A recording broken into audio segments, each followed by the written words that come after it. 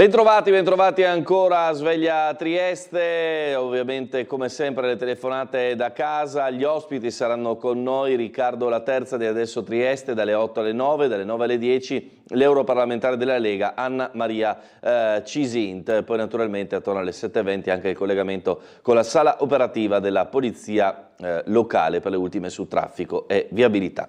Il quotidiano Il Piccolo, subito sotto la testata, giustizia tributaria, 3 corti in bilico, poi Piano Wärtsilä, nodo fondi pubblici.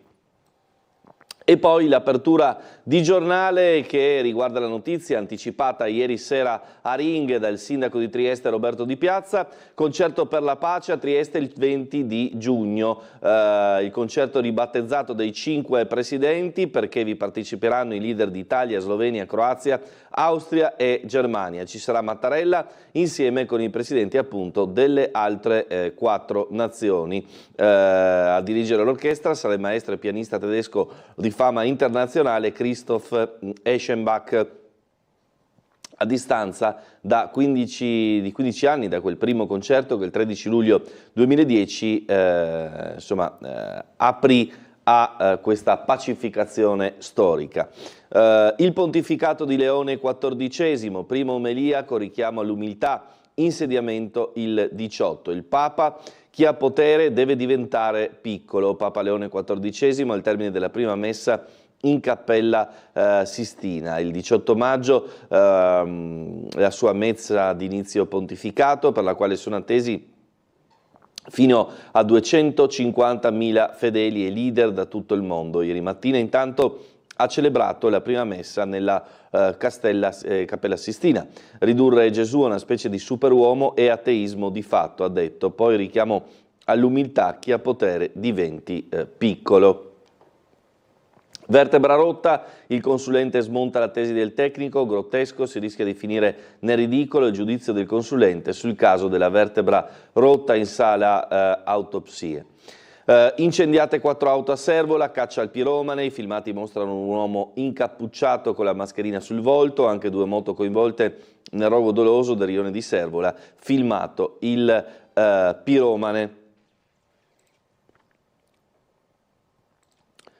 Leone XIV, il 18 maggio l'insediamento, atteso a Roma l'arrivo dei leader mondiali e dei capi di altre religioni, ma anche di centinaia di migliaia di fedeli. Il pontificato di Leone XIV inizierà appunto il 18 di maggio. Il Papa ha già delineato la sua agenda dei prossimi giorni, oggi incontrerà i cardinali, mentre domenica 11 maggio il primo Regina Coeli dalla loggia centrale di San Pietro. Lunedì 12 maggio l'incontro con la stampa mondiale, il 20 la presa di possesso della Basilica Papale di San Paolo fuori dalle mura, mentre il 21 maggio la prima udienza generale. Insomma, via via vanno a delinearsi gli impegni del nuovo pontefice. Il passo indietro di Parolin ha aperto la strada a Prevost, c'è delusione tra gli italiani, c'è il sogno svanito di un papa italiano che si ragiona già non tornerà prima di molti anni, dal momento che il neoeletto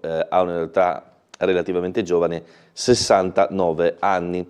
Le divisioni sono costate care, scrive il quotidiano, all'interno di un fronte che potenzialmente contava su 17 voti, ma che li ha disperse tra le varie rivalità, diciamo così.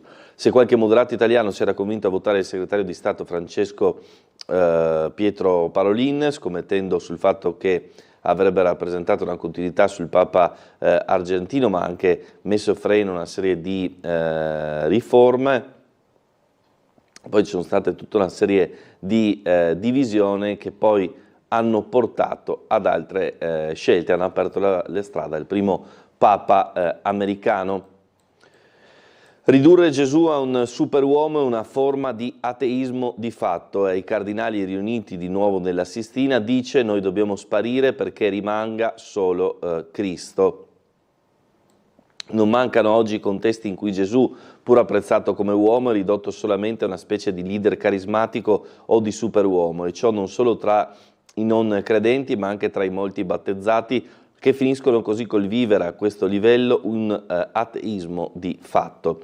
Anche oggi Ha proseguito: non sono pochi i contesti in cui la fede cristiana è ritenuta una cosa assurda per persone deboli e poco intelligenti, contesti in cui ad essa si preferiscono altre sicurezze come la tecnologia, il denaro, il successo, il potere e il piacere, e si tratta di ambienti in cui non è facile testimoniare e annunciare il Vangelo e dove chi crede è deriso, osteggiato, disprezzato o al massimo sopportato e compatito. Il Papa poi ha parlato anche in inglese e ha chiesto ai porporati di camminare insieme a lui.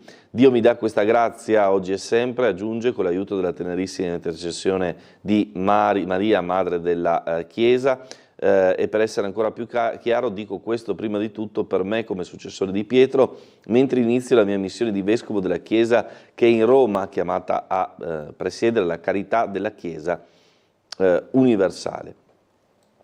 Andiamo a vedere il servizio dal nostro telegiornale relativo al Vescovo di Trieste e l'attesa assieme ai fedeli dell'annuncio del Papa e poi tutte le considerazioni che sono state fatte subito dopo l'annuncio.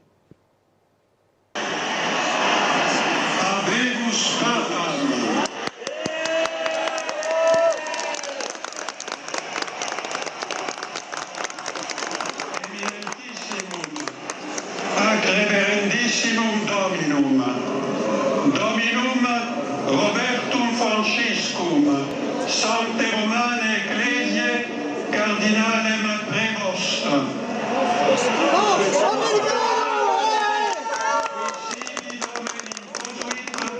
Leonem Decimum Quartum. L'annuncio dell'elezione di Papa Leone XIV è arrivato quasi al termine di un'iniziativa che la diocesi triestina aveva organizzato ieri in Curia, il che ha consentito al Vescovo Trevisi di condividere con i fedeli un momento storico. Eravamo qui a pregare per la pace, le sue prime parole sono quelle del Signore risorto, la pace sia con voi, il dono di Cristo risorto. Non è la pace del mondo, è la pace che è radicata nel Signore che sconfigge la morte. Il Vescovo quindi ha seguito, sempre in mezzo ai fedeli, le prime parole pronunziate dal nuovo pontefice, che subito hanno fatto il giro del mondo. La pace sia con tutti voi. Questo è il primo saluto del Cristo risorto. Una pace disarmata e una pace disarmante, umile e perseverante. Difficile, è ovvio, prevedere ora come sarà il pontificato di Prevost. Pure al Vescovo la biografia di Leone XIV qualcosa suggerisce. Conosce molto la Chiesa, il mondo, le tensioni, le speranze, le fatiche. Ha fatto anche questo accenno ad una Chiesa missionaria, che vuol dire che il Vangelo è qualcosa che non possiamo che condividere e fare in modo che gioiosamente arrivi anche nel cuore dei fratelli e delle sorelle che incontriamo. Monsignor Trevisi, fra l'altro, ha avuto modo in tempi recenti di incontrare l'allora cardinale quando ricopriva il ruolo di capo del dicastero dei nuovi vescovi. È una persona, la ricordo, pronta ad ascoltare.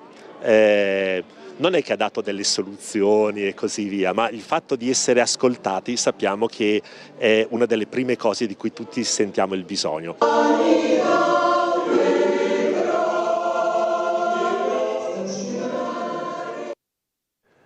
E allora proseguiamo, l'amico Bob Re Pontefice, il priore racconta il prevost privato, gli studi, la passione per il calcio, il tifo per la Roma, i fratelli dell'America, che dicono ha sempre voluto fare il prete, le radici tra Europa e America, dal lato paterno il bisnonno nato a Sanremo in Liguria e poi successivamente emigrato a New Orleans, il nonno nato in Louisiana e poi trasferitosi a Chicago, la nonna nata a Le Havre in Normandia in Francia da una famiglia di pasticceri francesi, il padre veterano della seconda guerra mondiale, insegnante e dirigente scolastiche. Il lato materno, i nonni risiedevano a New Orleans per poi trasferirsi a Chicago. La madre, origini spagnole e creole, è nata a Chicago da famiglie di New Orleans, laureata in bibliotecnologia alla DePaul University, possibili origini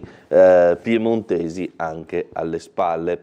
Albano aspettava un cardinale, ora accoglierà un pontefice. Il vescovo della città spiega di essere rimasto molto colpito della sua capacità di ascolto e di attenzione degli interlocutori che ha davanti a sé. Ad Albano Laziale era tutto pronto ad accogliere lunedì prossimo il cardinale nella sua diocesi assegnatagli da Papa Francesco nel febbraio scorso.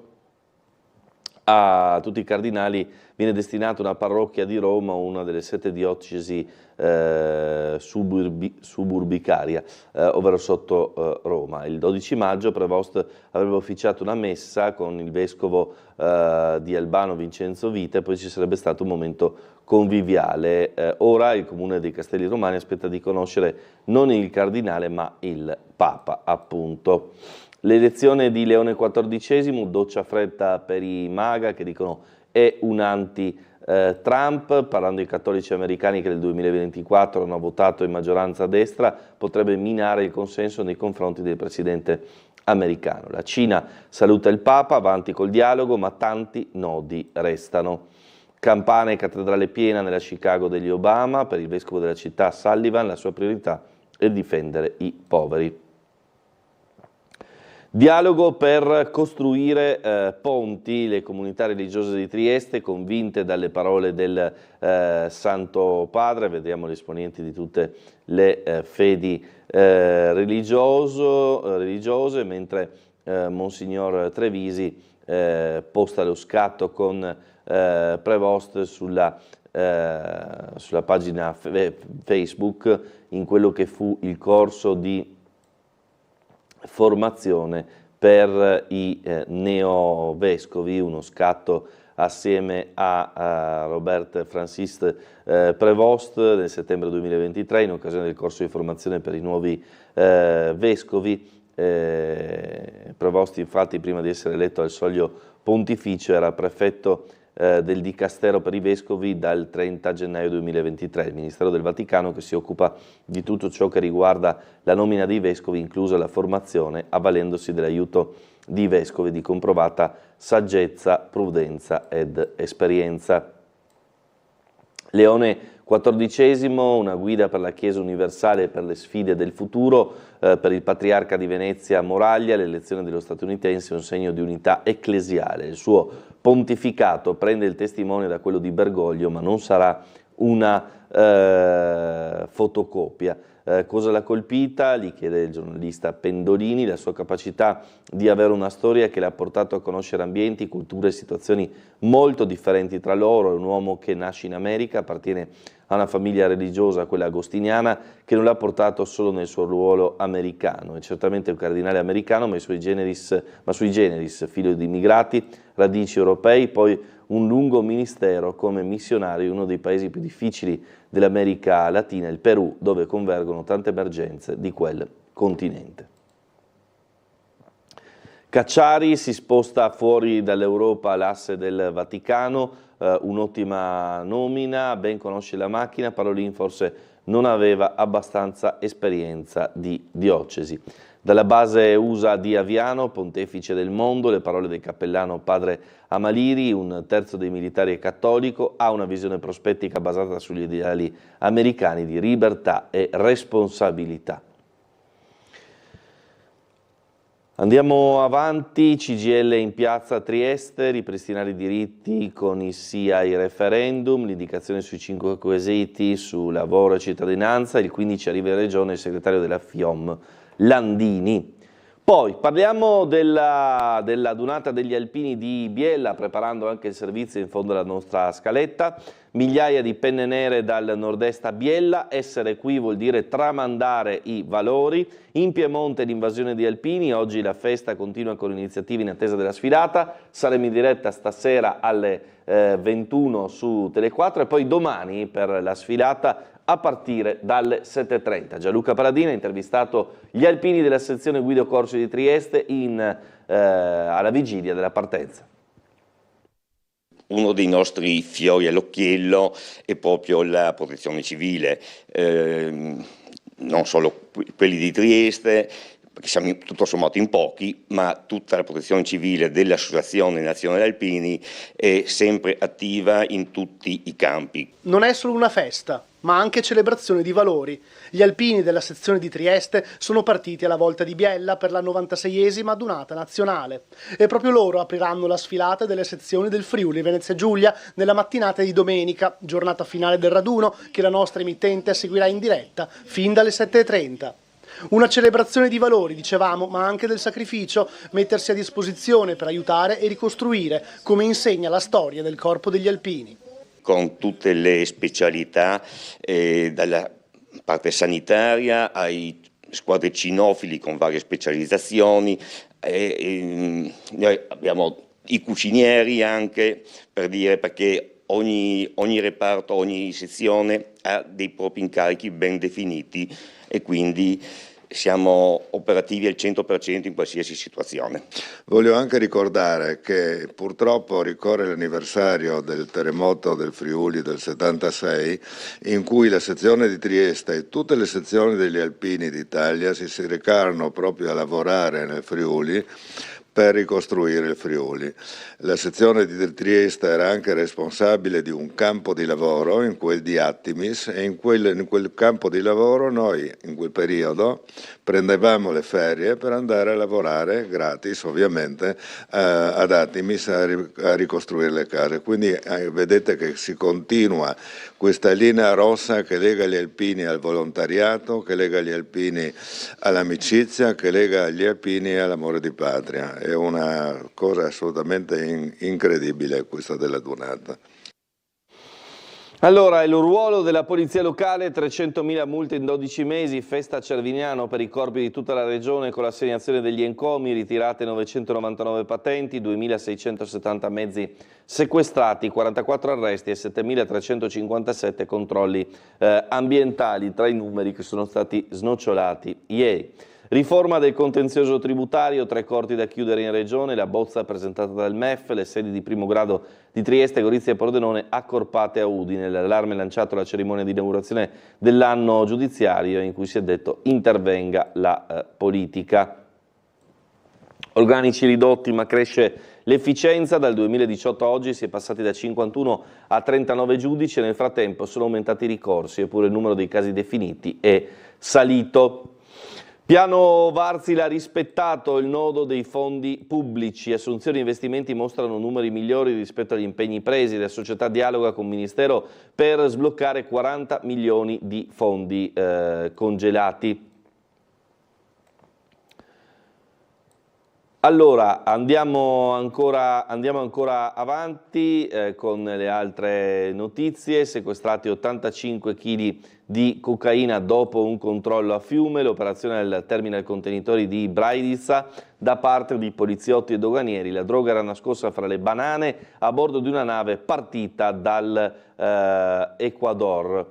Insomma, un'operazione molto grossa. Allora, andiamo a vedere cosa ci raccontano gli amici dalla sala operativa della Polizia Locale in collegamento con l'ispettore capo Leonardi. Buongiorno e ben trovato. Salve, buongiorno a voi. Dunque, i colleghi smontanti mi hanno detto tutto sommato notata nella norma, nulla di particolare se non un piccolo incidente con feriti, ma nulla di tale. Per la giornata di oggi le cose che volevo segnalarvi sono: in passeggio Sant'Andrea a causa dei lavori è stato instaurato un senso unico alternato regolato da semaforo. Per quanto riguarda le rive è previsto l'arrivo della nave da crociera, quindi tutte le rive sono previsti i soliti divieti temporanei con rimozioni. Sulla Piazza Unità nella giornata di oggi e domani c'è la manifestazione Make Fair, perciò ci sono dei divieti limitrofi, in particolar modo in largo Venatieri, Malcanton e Mudavecchia. E un'altra cosa importante che lunedì 12 con inizio alle ore 7 tutto intorno alla zona del Teatro Rossetti ci sono delle rimozioni, cioè un'ordinanza lavori per una importante manifestazione, perciò potrebbero esserci delle rimozioni. Per il resto, per la giornata di oggi non avrei proprio null'altro da segnalarvi. Benissimo, grazie da parte della Polizia Locale. Figuri. Buona giornata a voi, salve. Bene, allora andiamo a quella che è la notizia che è stata svelata dal sindaco di Piazza ieri sera a Ring, concerto dei 5 presidenti, il 20 giugno in Piazza dell'Unità. Andiamo a vedere intanto l'estratto di quanto detto dal primo cittadino a Ring e poi vediamo i dettagli. Noi abbiamo messo in Piazza Verdi, Piazza della Borsa, nelle vie Cassa di Risparmio, dove c'è il Museo Revoltella, tutte le pietre di Renice e sono perfette.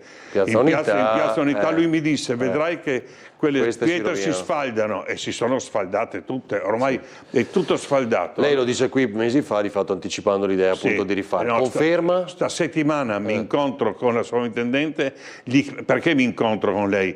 Voglio chiedergli se invece di mettere quelle caditoie, sai, così in pietra che si rompono sempre, se posso mettere in ghisa. Cioè provate a immaginare Piazza Unità con 2 file di ghisa per lo scarico dell'acqua e ovviamente le pietre di Renice Cave. Bisogna vedere, che adesso sta settimana le incontro se hanno la disponibilità, perché poi non è così facile trovare 10-12 mila metri. Però si fa, cioè lei conferma?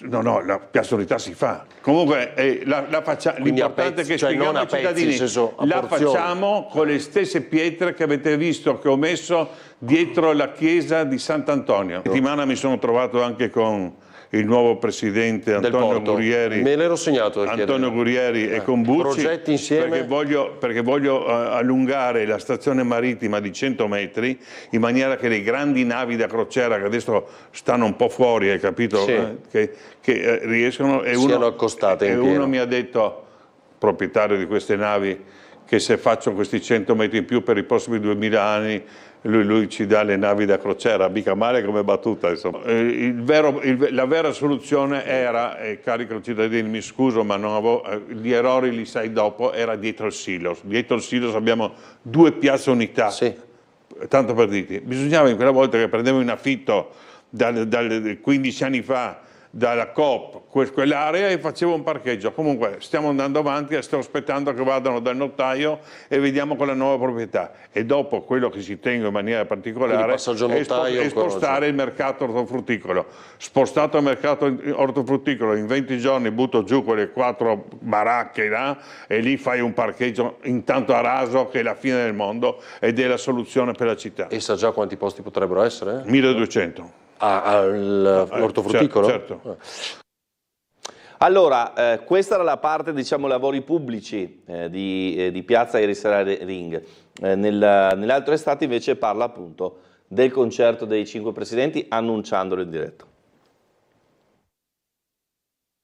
Il 20 giugno c'è il concerto. 20 giugno sto lavorando, ormai dovremmo aver chiuso la partita oggi, domani, lunedì, con i 5 presidenti. Ufficiale. Germania, Austria, Italia, Slovenia e Croazia. 20 giugno, 20 e 30, Piazza Unità d'Italia, vi aspetto. Caspita, quindi... Bella, se mi riesce... riesce a fare di nuovo il concerto? Mi ricordo i tre presidenti, sai perché mi ricordo? Perché ero a Roma, e allora c'era Vespa vicino a me e Muti, no? Allora Vespa mi fa, non parli dei 3 presidenti. E io ho detto, sto zitto, e c'era vicino a me l'ambasciatore croato che mi fa... Scusi, e dov'era in questo momento? Eravamo in una conferenza stampa a Roma per presentare il concerto di Muti, ma senza parlare dei presidenti. Ti parlo del 13... Mi dica che lei l'ha detto. L'ha detto in conferenza. Aspetta! L'ambasciatore croato mi fa, io ti garantisco il mio. Beh, ho detto, se lui mi garantisce il mio, napolitano viene, il Turk si adegua, e a metà conferenza stampa, aspetta, perché là non hai come Trieste Rai 3 e Tele 4, là hai 100 giornalisti. Bene. A mesa conferenza stampa dico, faremo? Arriveranno anche i presidenti. Wow, Vespa è diventato matto in quella volta. Quindi può dire, persino Vespa non riesce a contenerla. Può dirlo? Sono incontenibili. Oh, va bene, dai. Così, scherziamo, va bene. Quindi annunciò allora, e adesso ancora di più, persino 5 diventano. Beh, 5 se tutto va bene, adesso sto aspettando ancora l'adesione del tedesco. Sai, se arrivano i 5 presidenti in Piazza Unità d'Italia, le 5 bandiere, perché è il concerto della pace, no? Perché sono stanco di vedere sta gente che si ammazza. Guarda cosa vedi la televisione, quando mi fanno vedere l'Ucraina, Hamas, 5.000 morti a settimana. È una roba che mi fa proprio male al cuore, i bambini morti, lascia perdere da che parte stanno, ma solo morti vedi, no? Hai letto i numeri? Certo, sono impressionanti. Pazzesco. Queste dunque le parole del sindaco di Piazza Ring. Andiamo a approfondire. A dirigere l'orchestra del Concerto per la Pace sarà Christoph Eschenbach, musicista di pregio internazionale, nato durante la Seconda Guerra Mondiale, ha attraversato decenni di storia europea, portando con sé una sensibilità unica per il significato della musica come ponte fra i popoli. Una scelta che vuole sottolineare il valore simbolico del concerto organizzato a Trieste, che si propone come messaggio di pace, memoria condivisa e futuro comune. Il concerto parteciperanno anche i musicisti selezionati dell'Orchestra Sinfonica dei Wiener Sinfoniker, peraltro già di recente al Rossetti. Lo spettacolo è stato ripreso da una produzione internazionale, insomma questo è il progetto rispetto alla loro presenza già a Trieste, un'orchestra di giovani talenti che incarnerà lo spirito europeo. 3 siti triestini inseriti dal demanio tra i 400 immobili da valorizzare. Si tratta di un'area di via Carsia 37, l'ex tenuta Burgstaller, e un condominio abbandonato da 20 anni in via Bernini, inseriti appunto tra quelli che sono appunto i siti da valorizzare. Il Carciotti con le prime impalcature, parte quindi la ristrutturazione. Trieste Campus invece, gettata la base per la gru, da lunedì inizia il montaggio del cantiere per l'ulteriore ampliamento del campus.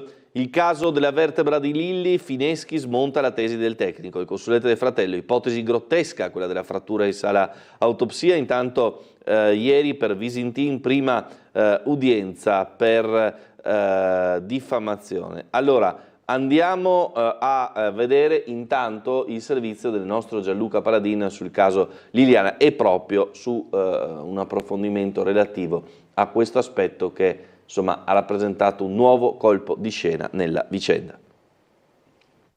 Sentiti dalla nostra emittente vari medici legali operanti in diverse regioni d'Italia, tutti concordano su 2 punti. Non è assolutamente frequente che un osso della regione cervicale di un cadavere si fratturi in sede di autopsia durante una manovra di iperestensione del collo e qualora ciò avvenisse dovrebbe essere segnalato nella relazione medico-legale. Parliamo ovviamente del caso Resinovic e di quanto svelato alla stampa in questi giorni da Giacomo Molinari, preparatore anatomico nella struttura di anatomia e istologia patologica dell'ospedale di Cattinara.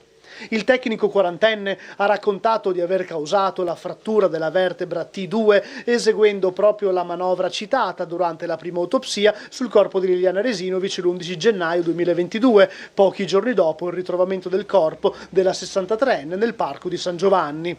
Manovra propedeutica all'ispezione cadaverica da parte del medico legale.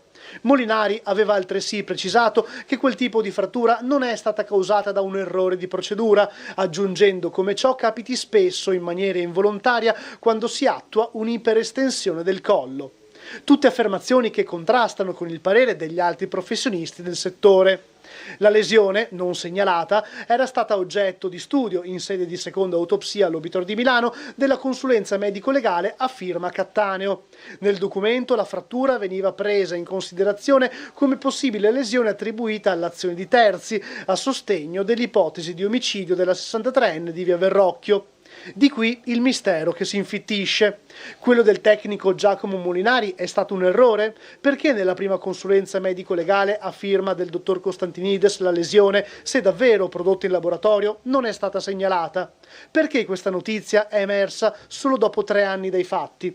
Tutte domande alle quali bisognerà rispondere. Bene, allora ci fermiamo un istante per la pubblicità, ci troviamo tra poco per le altre notizie, la rassegna stampa e poi gli ospiti.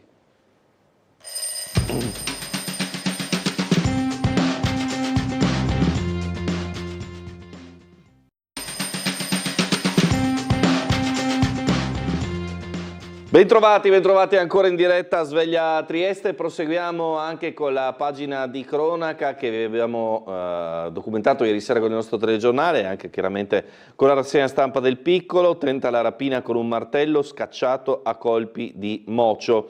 Colpo sventato nella sala slot Video Zar, un dipendente ha affrontato il ladro, la colluttazione è stata filmata dalle telecamere, l'autore alle ore contate. Andiamo a vedere quello che ci racconta il nostro Gianluca Paladin proprio nel servizio. Tentata rapina alla sala slot, realizzato ieri sera davanti al luogo in cui è accaduto.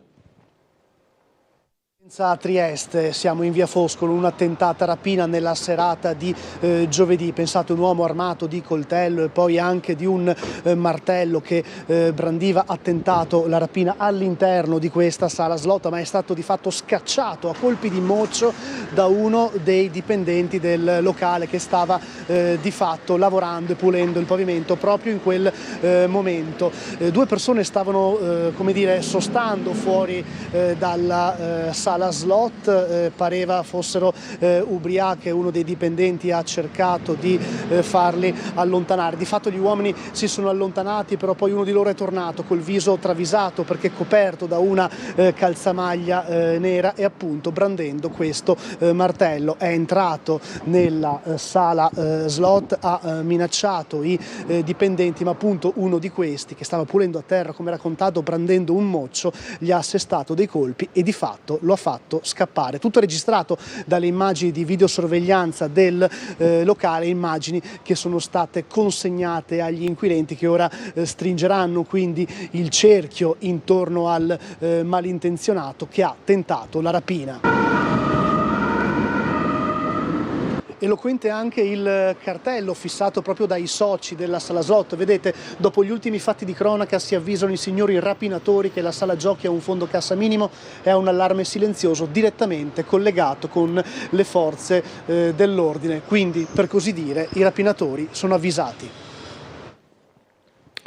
Poi la notizia dell'incendio, ancora in azione il piromane a Servola, questa volta immortalato dalle telecamere, scrive il quotidiano Il Piccolo, con 4 veicoli andati a fuoco. I filmati mostrano un uomo incappucciato con la mascherina sul volto, i feriti avevano tentato invano di spostare l'auto. Ieri per noi sul posto sempre Gianluca Paladin, che ha dedicato al fatto 2 servizi, uno di ricostruzione dell'accaduto. Tra l'altro tutto iniziò proprio con la questione diciamo così piromane a Servola 2 anni e mezzo fa, con poi tutta una serie di fatti nei rioni di Poggi, Campanelle e Ponziana, e questa volta invece è stato quantomeno ripreso il piromane. E poi c'è anche un'intervista a uno degli ustionati, perché i proprietari dei mezzi hanno tentato di spostare le auto mentre queste stavano prendendo fuoco e entrambi, marito e moglie, sono rimasti ustionati. Sentiamo tutti e 2.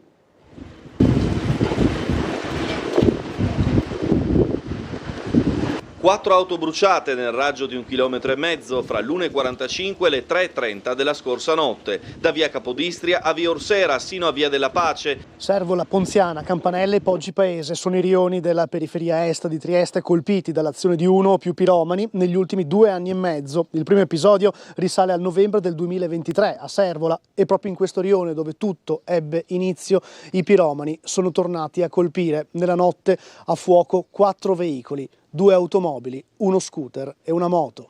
Nella periferia est di Trieste torna la paura. Erano le 3 di notte quando i residenti della casa vacanze Le Rose in via dei Giardini hanno sentito un forte botto. Scesi nel parcheggio interno, hanno visto i loro mezzi bruciare. Nel tentativo di spegnere le fiamme, i proprietari dei veicoli, marito e moglie, sono rimasti coinvolti nell'incendio. Lui ustionato ai piedi, lei alle mani, oltre a un principio di intossicazione. Fortunatamente le ferite non sono gravi. I danni minori che comunque hanno compromesso il veicolo sono quelli di questa Suzuki blu, ma guardiamo invece gli altri veicoli, questa automobile e poi naturalmente anche lo scooter e la moto. I mezzi sono ormai irriconoscibili, completamente sciolti dal calore delle fiamme. Sul posto i vigili del fuoco che hanno provveduto a spegnere le fiamme, mentre i medici del 118 arrivati con l'ambulanza prestavano i primi soccorsi ai feriti. La Polizia di Stato invece ha avviato le indagini, sì, perché l'incendio è doloso. Nei filmati delle telecamere di sorveglianza della casa vacanze consegnate agli investigatori si nota un uomo incappucciato con uno zaino in spalla e con il volto coperto da una mascherina. Ha gettato della benzina sui mezzi e gli ha dato fuoco. Da chiarire se l'uomo ha agito da solo, ma soprattutto se quest'ultimo episodio è collegato agli altri avvenuti nella periferia est di Trieste negli ultimi 2 anni e mezzo. Lei è una delle persone coinvolte perché è vittima dell'incendio che c'è stato questa notte. Sì, io fondamentalmente stavo dormendo e ho sentito un forte botto e era una delle gomme di questa macchina qui che è esplosa e fondamentalmente quando ci siamo affacciati abbiamo visto appunto questi 2 motorini qua e la macchina in fiamme.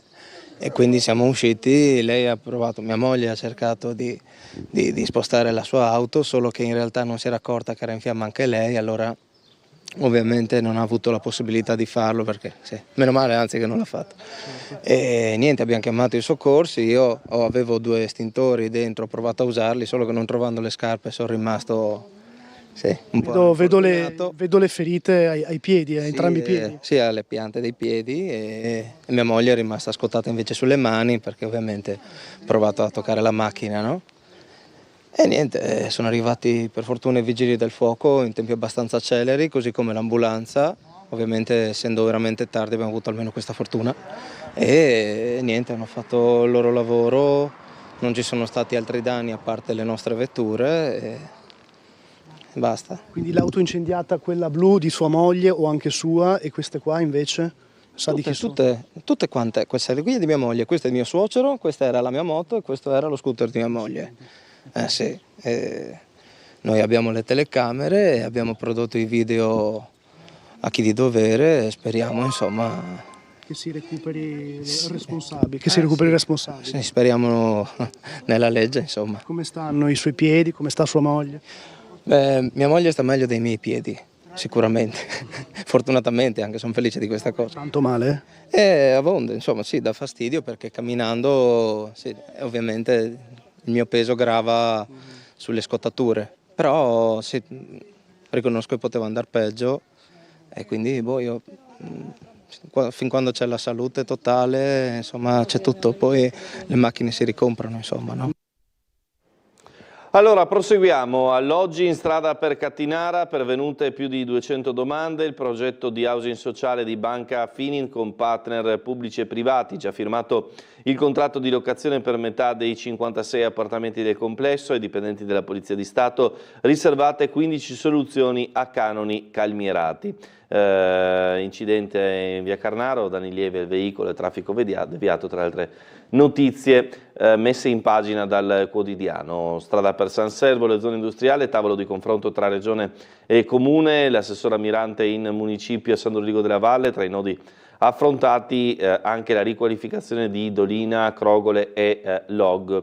Assicuriamo il massimo impegno dell'amministrazione regionale per i problemi delle frazioni investite da questi problemi stradali. Ritorniamo in studio poi per andare a vedere invece anche le pagine dedicate allo sport.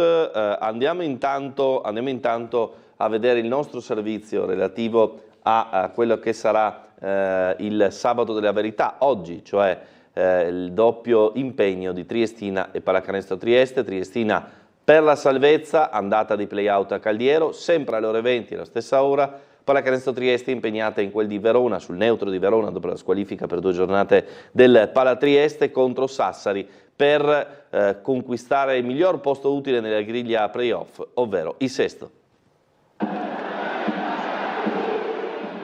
Sabato della verità per Triestina e Pallacanestro Trieste. Alle ore 20, in un'inedita e non particolarmente fortunata contemporaneità, la formazione di Tesser si gioca la partita d'andata dei play-out con il Caldiero, mentre la Pallacanestro Trieste scende in campo per l'ultima di regular season sul neutro di Verona contro Sassari per capire con che posizione chiuderà nella griglia play-off. Allo stadio Berti l'Unione affronterà una squadra compatta e che gioca un calcio abbastanza offensivo, ha sottolineato il mister in fase di presentazione della partita. Formazione con attaccanti brevilinei, il Caldiero con cui l'Unione dopo la sconfitta per 1-0 all'andata vinse per 2-0 al ritorno in trasferta con la doppietta dal dischetto di Olivieri. Da non dimenticare poi che si tratta di una sfida sui 180 minuti con ritorno fissato a Rocco per il 17 maggio. Quanto alla rosa, Olivieri sta bene e gioca. Rientrano Cancellieri e Balcò, anche se quest'ultimo con eventuale minutaggio limitato, mentre Vertainen resta a Trieste a seguito di un risentimento muscolare in modo da poter essere sicuramente disponibile al ritorno. Quanto alla Pallacanestro Trieste, impegnata a Verona con Sassari, con cui fu sconfitta l'andata per 98-86, la formazione giuliana punta a vincere per confermare il sesto posto nella griglia playoff, considerando che Reggio, a pari punti ma indietro negli scontri diretti, giocherà con la già retrocessa Pistoia. Sarà l'occasione per vedere in azione il nuovo arrivo, il centro Keylor Kelly. Well, it's certainly unexpected to play a home game, 2+ hours away from home. Just the amount of adversity that we've been able to battle through this season, we just kind of chart this to one more thing. I wish we had the chance to play at home in front of our home fans, who are the best in the league. I think we've got the second most attended games this year. I think that's great for our league. I think that's great for our team, and I think that's great for teams that come in here and play against us. So I'm really disappointed that we don't get a chance to play at home in front of our home fans, who have earned the right to watch us fight for the chance to finish as sixth in this league. We'll be ready as a team. We've been preparing for moments like this and opportunities like this all season long. And we're playing against a team, Sassari, who beat us at their place, and we want to do everything we can to make sure that they don't get a sweep on us. Allora, penultimo ostacolo a Caldiero, ore 20, la Triestina affronta gara 1 dei play-out, Labardati favoriti e sostenuti dal tifo di 500 supporter. Sono disponibili per uno spezzone di gara Balcò e Cancellieri, davanti non ci sarà Vertainen, Cortinovis in appoggio alle punte. È arrivata l'ora del primo round dei play-out, scrive Antonello Rodio. Ore 20, Caldiero, momento cruciale, come abbiamo detto nel pezzo, recupera Olivieri. Non ci sarà Vertainen, tenuto a riposo per un problemino muscolare in vista della gara di ritorno, con tanti supporter al seguito della Triestina, almeno 500 che saranno appunto con la squadra in quel di Caldiero. Abbiamo lavorato bene nelle settimane post-Novara, serve massima concentrazione per mister Tesser. Fronte cestistico, da aggiungere il fatto che è in dubbio invece Valentine, da valutare il suo impiego stasera a Verona contro Sassari, ancora out Ruzier che nella speranza ovviamente del recupero per i playoff, Kelly pronto all'esordio con Trieste, il lungo dell'Oregon, che appunto potrebbe dare un aiuto in più sotto le planche alla formazione triestina. Come sentito poco fa da Jamion Christian, niente inizi soft, serve una reazione dopo il KO di Varese. L'altro anticipo è Napoli-Trento, Virtus e Trapani invece si giocano il primo posto definitivo in regular season, perché questa è l'ultima giornata, di conseguenza poi si delineerà quella che sarà la griglia per i playoff. Jadran, impresa possibile, stasera a Reggio Emilia serve un altro capolavoro, Triestini in casa del Rubiera, una vittoria vuol dire salvezza. Al trofeo Caligaris i riflettori puntati su Burtisso e Crevar nell'ambito del nuoto. Per quanto riguarda invece la regione, ieri è stato presentato il ritorno delle cosiddette Olimpiadi giovanili di EIOF, c'è già stato l'evento nel 2005 a Lignano, è andato bene, dunque si è rinnovata la candidatura e ormai si fa. Quindi ieri è stata presentata l'evento EIOF 2027, c'è il servizio di presentazione appunto in scaletta, servizio presentazione EIOF a cura del nostro Bernardo Gulotta. Lignano Sabbiadoro si prepara a tornare al centro dello sport europeo. Oggi nella sede della regione Friuli Venezia Giulia è stato firmato l'accordo che ufficializza l'assegnazione degli EIOF 2027, il Festival Olimpico della Gioventù Europea, alla città balneare friulana. Un evento di respiro internazionale che riporterà in Italia migliaia di atleti under 18 da oltre 50 paesi.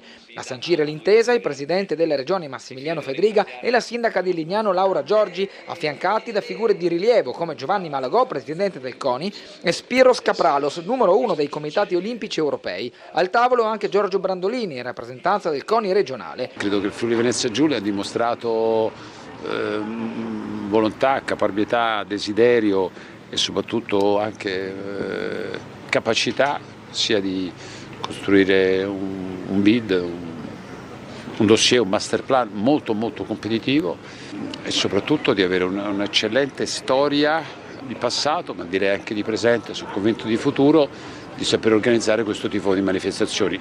Mettiamoci anche che il Friuli ha questa bellissima eredità che ha saputo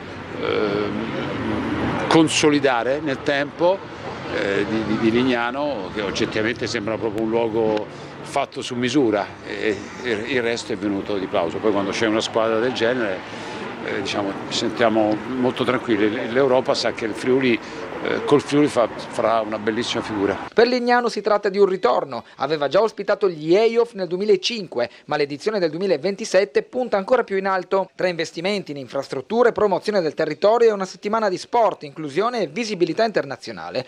Il comitato organizzatore sarà composto da Regione, Comune, CONI e altri enti sportivi, con l'ambizione di trasformare questo appuntamento in una vetrina di eccellenza per lo sport giovanile europeo e per il Friuli Venezia Giulia. Le altre notizie di sport: il ritorno del Re, Sinner in campo a distanza di 103 giorni dagli Australian Open a Roma contro l'Argentino Navone. Gli occhi sono tutti su di lui. È partito anche il Giro d'Italia a Tirana, però in Albania. La rosa di Metz tappa all'ex iridato Pedersen, che fa la corsa e batte in volata Van Aert. Il danese leader, quarto il veneto Busato, oggi crono di 13 km, primo test per i big. Andiamo a vedere anche gli altri servizi del nostro telegiornale di ieri, a partire dalle parole del presidente di Confindustria Alto Adriatico Agrusti, sia sull'elezione del nuovo Papa e sul collegamento fra il nome scelto e le dinamiche collegate alla difesa dei lavoratori che furono prerogativa di Papa Leone XIII, e poi anche sulla sicurezza sul lavoro. Il servizio Agrusti Sicurezza sul Lavoro, subito dopo lo stacco pubblicitario del TG di ieri. Lo andiamo a rivedere dopo che è stato anche protagonista Agrusti dell'approfondimento post TG di ieri sera.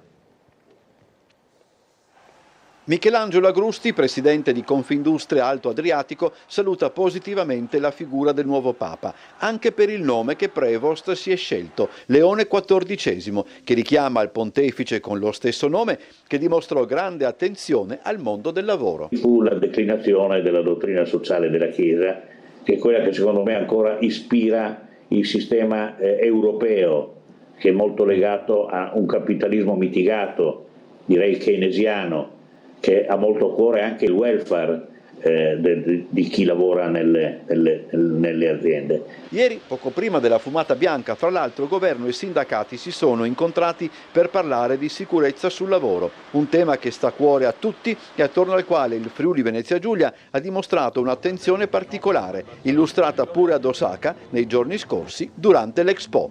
È un sistema virtuale che usa l'intelligenza artificiale, la realtà aumentata, gli ambienti immersivi, per fare in modo che uno possa formarsi nella scuola e nelle fabbriche, affrontando tutti i rischi potenziali che ci possono essere in fabbrica senza correrli concretamente, perché è l'avatar con la rappresentazione dell'operaio che, frequentando tutta la fabbrica, incontra tutte le possibili problematicità e i rischi di incidente anche grave, e quindi impara ad evitarli. E sul tema dell'elezione del nuovo Papa, ieri tra l'altro abbiamo sentito anche i triestini con insomma, i loro pareri, il loro sentimento rispetto all'elezione del nuovo pontefice Leone XIV. Robert Francis Prevost, ora conosciuto come Papa Leone XIV. Dopo il quarto scrutinio alla Città del Vaticano è stato eletto infatti il nuovo Papa. Andiamo a sentire se i nostri concittadini hanno seguito, si sono interessati, cosa ne pensano. Prima impressione sì, mi piace. Sì. Si aspettava lui o qualcun altro? Ma per dire la verità non avevo fatto previsioni perché lo Spirito Santo soffia dove vuole lui, non so. Mi sembrava che seguirà le orme del Papa prima, insomma. Speriamo almeno. Non ho seguito molto, grazie. Non lo so, dà l'impressione una persona molto controllata e poi vedremo cosa farà. Il statunitense può avere qualche riflesso secondo lei? Penso di no, penso di no. Statunitense ma ha vissuto un mucchio di tempo in Sud America, quindi sarà un po' come il Papa precedente, forse. Mi piace molto perché era emozionato, umano, mi piace. È una bella figura, sarà senz'altro bravo. È una buona impressione mi ha fatto, devo dire la verità. Che porti forse la pace, no? Sì, senz'altro. È quello che lui desidera, quello che desideriamo tutti. Auguriamoci che segua un po' quello che ha iniziato Francesco naturalmente e poi speriamo insomma. Guardi, io sono rimasta senza la TV, ma a sentirlo alla radio mi sembra bene, anzi molto bene. Le piaceva anche il Papa di prima? Beh sì, anche quello di prima, però il discorso di questo anche molto... Sì, ecco, mi sono commossa proprio, le dico il vero. Pensavamo un italiano, sinceramente. Però ben venga, dai. Finalmente un americano? Si aspettava qualcun altro? No, assolutamente no. E prima impressione su questo Papa qual è? Proprio così come persona? Come persona serio, sa cosa dice, simbolico, va bene, dai. Bene, allora, tra poco saremo in diretta con Riccardo Laterza di Adesso Trieste e dialogheremo poi in seguito dalle 9 alle 10 con Anna Maria Cisin della Lega. Anche le parole di Fedriga sul nuovo pontefice. Si è insediato un nuovo Papa, Papa Leone XIV, ed è un Papa americano. Le chiedo la sua valutazione e quanto questo possa contare anche sugli scenari mondiali, quelli legati ovviamente ai conflitti, ma anche alle altre situazioni. No, non spetta a me ovviamente fare valutazioni sul Santo Padre.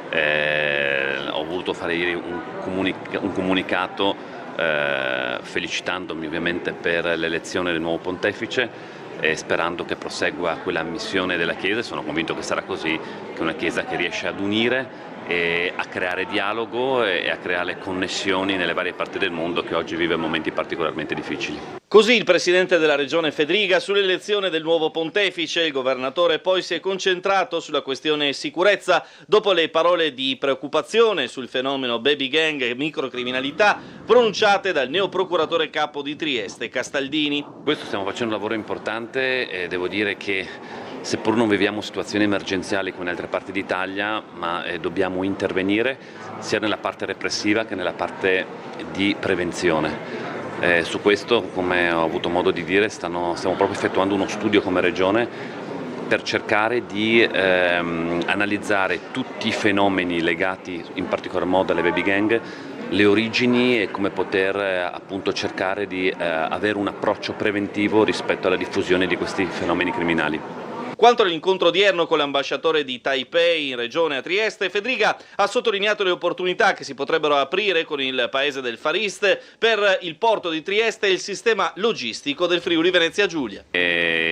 Può essere molto interessante anche in relazione agli scambi commerciali e alla dislocazione logistica di Trieste per l'Europa e del Friuli Venezia Giulia per l'Europa, un rafforzamento dei rapporti con Taipei, quindi la direzione è quella, esattamente quella che ho tenuto con il Giappone, con il quale mi auguro presto sigleremo con alcuni territori degli accordi specifici e cui vorrei ovviamente rafforzare con l'India e col Medio Oriente. Bene, allora ci fermiamo un istante per la pubblicità, tra poco con noi Riccardo Laterza di Adesso Trieste.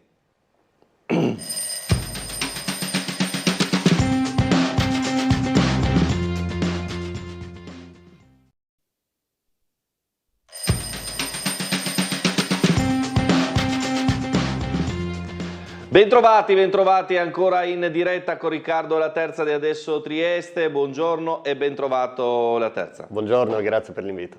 Allora, tanti temi di sapore comunale, progetti, attualità, parcheggi, insomma è stata una settimana in cui ne sono venute fuori di tutti i colori. Poi prossimamente in Consiglio Comunale tornerà il dibattito su quelli che sono, diciamo, alcuni temi di grande attualità nelle commissioni, il tema cabinovia, il tema dell'asilo di Roiano, insomma tutte cose di cui parleremo questa mattina. Volevo offrire alla Terza un estratto di quello che ha detto il sindaco di Piazza sul tema, diciamo così, lavori pubblici. Piazza Unità, molo della stazione marittima pro crociere di grandi dimensioni, quindi allungamento, e poi la questione parcheggi, almeno per una porzione del tema parcheggi.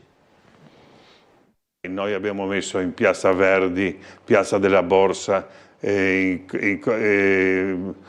vie Cassa di Risparmio, dove c'è il Museo Revoltella, tutte le pietre di Renice, e sono perfette. In Piazza Unità lui mi disse, vedrai che quelle pietre si sfaldano, e si sono sfaldate tutte, ormai è tutto sfaldato. Lei lo dice qui mesi fa, di fatto anticipando l'idea appunto di rifare. Conferma? Sta settimana mi incontro con la sovrintendente. Perché mi incontro con lei? Voglio chiedergli se invece di mettere quelle caditoie, sai, così in pietra che si rompono sempre, se posso mettere in ghisa. Cioè provate a immaginare Piazza Unità con due file di ghisa per lo scarico dell'acqua, e ovviamente le pietre di Renice care. Bisogna vedere, che adesso sta settimana le incontro, se hanno la disponibilità, perché poi non è così facile trovare 10-12 mila metri. Però si fa, cioè lei conferma? No, la Piazza Unità si fa. Comunque l'importante è che spieghiamo ai cittadini, la facciamo con le stesse pietre che avete visto che ho messo dietro la chiesa di Sant'Antonio. La settimana mi sono trovato anche con il nuovo presidente Antonio Gurrieri. Me l'ero segnato. Antonio Gurrieri e con Bucci, progetti insieme, perché voglio allungare la stazione marittima di 100 metri in maniera che le grandi navi da crociera, che adesso stanno un po' fuori, hai capito? Che riescono, siano accostate in pieno. Uno mi ha detto, proprietario di queste navi, che se faccio questi 100 metri in più per i prossimi 2000 anni lui ci dà le navi da crociera, mica male come battuta, insomma. La vera soluzione era, cari concittadini, mi scuso ma non avevo, gli errori li sai dopo, era dietro il silos. Dietro il silos abbiamo 2 Piazze Unità, tanto per dirti. Bisognava, in quella volta che prendevo in affitto 15 anni fa dalla Coop quell'area, e facevo un parcheggio. Comunque stiamo andando avanti e sto aspettando che vadano dal notaio e vediamo con la nuova proprietà, e dopo quello che ci tengo in maniera particolare è spostare il mercato ortofrutticolo. Spostato il mercato ortofrutticolo, in 20 giorni butto giù quelle 4 baracche là, e lì fai un parcheggio intanto a raso, che è la fine del mondo ed è la soluzione per la città. E sa già quanti posti potrebbero essere? 1200. All'ortofrutticolo? Certo. Allora, tanti temi, almeno 3, diciamo così. Da dove iniziamo La Terza? Ma iniziamo dall'ultimo, direi, nel senso che si sono sentite negli ultimi giorni tante cose, tanti lanci di notizie, anche direi che hanno poca attinenza poi con quello che il Comune fa effettivamente sulla questione dei parcheggi. La mia impressione è che si voglia un po' distogliere l'attenzione dal caos totale nel quale la città piomba ogni qualvolta i flussi turistici sono un po' più alti della media, che comunque è già, insomma, abbastanza alta, no? Dal punto di vista dell'arrivo di turisti, soprattutto con i propri mezzi privati in pieno centro. I parcheggi in centro sono degli attrattori di traffico, l'abbiamo sempre detto, l'esempio del Parco San Giusto è davanti agli occhi di tutti. Aver scelto di realizzare un parcheggio a poche centinaia di metri da Piazza Unità significa nei fatti condannarci ad avere dei flussi continui di traffico di chi a tutti i costi vuole parcheggiare lì, perché oggettivamente è più comodo che altri che altre soluzioni, e anche quando non ci sono posti, e quindi poi si creano quelle file che insomma tutti abbiamo visto in via Teatro Romano e poi più avanti. Il punto è questo, che in realtà il Comune avrebbe una programmazione sui parcheggi e sulla mobilità, ha approvato un piano urbano della mobilità sostenibile nel 2021, quindi non tantissimi anni fa.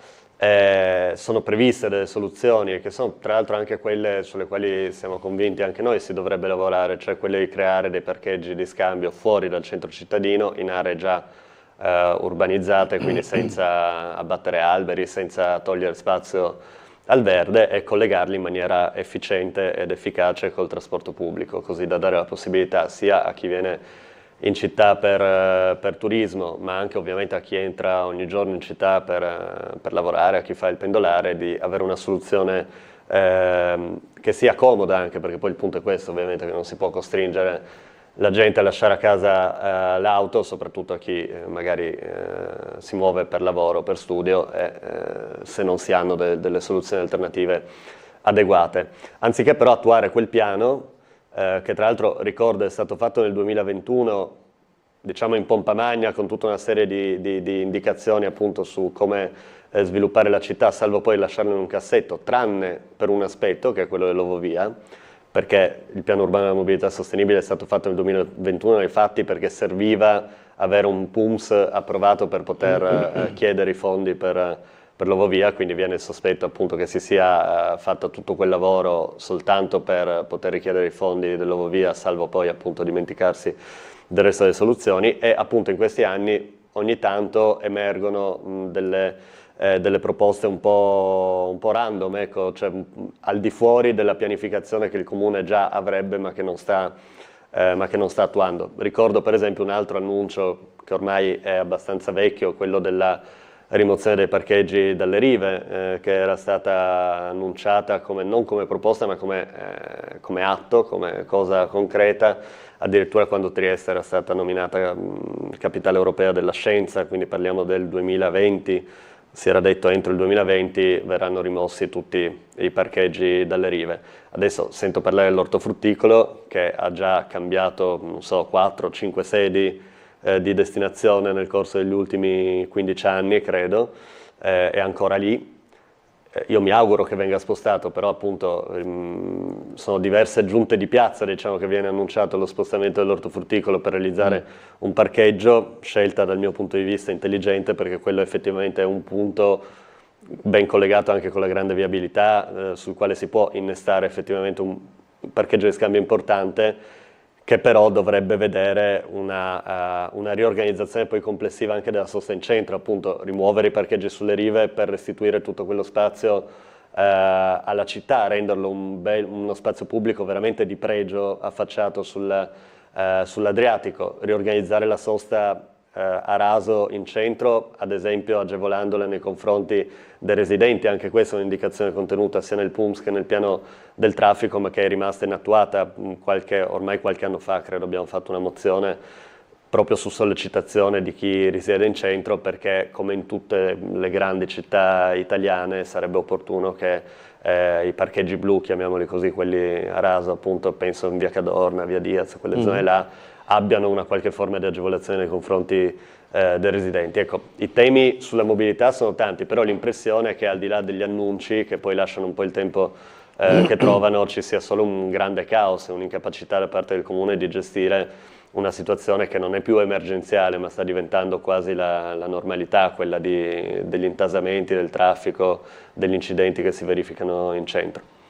Allora, volevo far vedere, siccome un tema che è stato dibattuto molto proprio da adesso Trieste, anche il servizio di fine lavori relativo alla ciclabile di Viale D'Annunzio, cioè la prossima settimana l'opera dovrebbe essere completata. Sentiamo il servizio con le parole dell'assessore Babudar, poi ne parliamo con la terza. La prossima settimana termineranno i lavori di pitturazione con la resina, per cui restituiremo gli spazi anche agli esercenti con la possibilità, con la bella stagione, di poter mettere fuori Deor. Abbiamo realizzato alla fine di Viale D'Annunzio, qui in corrispondenza di Largo Sonino, regolarizzato dei parcheggi ulteriori, e anche in via Raffineria, avendo posizionato dei diversi stalli per il carico e lo scarico delle merci più vicino agli esercenti commerciali, torneranno ad essere disponibili tutti quelli che in precedenza erano riservati, per cui la via Raffineria, che adesso dovrebbe essere impercorribile o percorribile solo per i bus, tornerà a disposizione dei cittadini e soprattutto dei residenti, sia per muoversi sia anche per parcheggiare in maniera regolare senza il timore delle sanzioni. Sono sempre stato un po' titubante, lo dico, nel realizzare le ciclabili, soprattutto perché difficilmente vengono apprezzate e comprese. In questa zona è stato un intervento all'inizio anche molto contestato. Non nascondo di ricevere diversi ringraziamenti da chi invece adesso vive quei nuovi marciapiedi in termini proprio di abitazioni, che non ha più la macchina in cucina, in salotto, in soggiorno, ma riesce ad uscire. Allora, pista ciclabile di Viale D'Annunzio, la prossima settimana vedremo, diciamo così, come si presenterà, anche se dai render insomma era abbastanza evidente. Su questo devo dire che adesso Trieste è stata molto critica. Perché?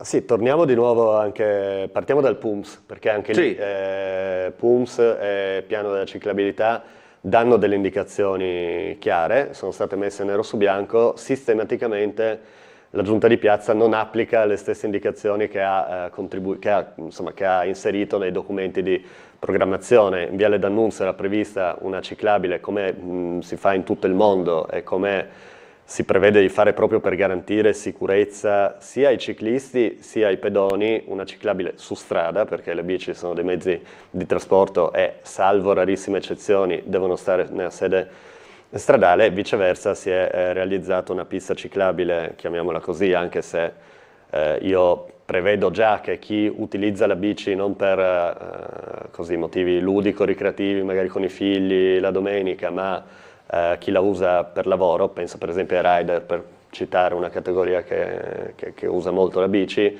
non percorrerà mai quella ciclabile, ma continuerà ad andare in strada, peraltro violando il codice della strada, ma lo farà non perché vuole violare le regole a caso, ma perché evidentemente quella pista su marciapiede non consente di andare alla velocità alla quale le bici possono andare, senza incorrere in grossi pericoli di incrociarsi con pedoni, di passare appunto attraverso tutti quegli incroci delle vie laterali di Viale D'Annunzio senza una visibilità adeguata per chi da Viale D'Annunzio svolta sulle vie laterali. E in più aggiungo, perché ho sentito parlare anche dei Deor, di Viale D'Annunzio, che la soluzione che è stata trovata per restituire una parte dello spazio ai commercianti non è sicuramente quella ottimale. Anche qua, per usare un eufemismo, dove prima c'era un Deor vero e proprio, ora ci saranno delle file lunghissime di tavolini che non corrispondono assolutamente alle esigenze di chi fa impresa, di chi ha un'attività commerciale,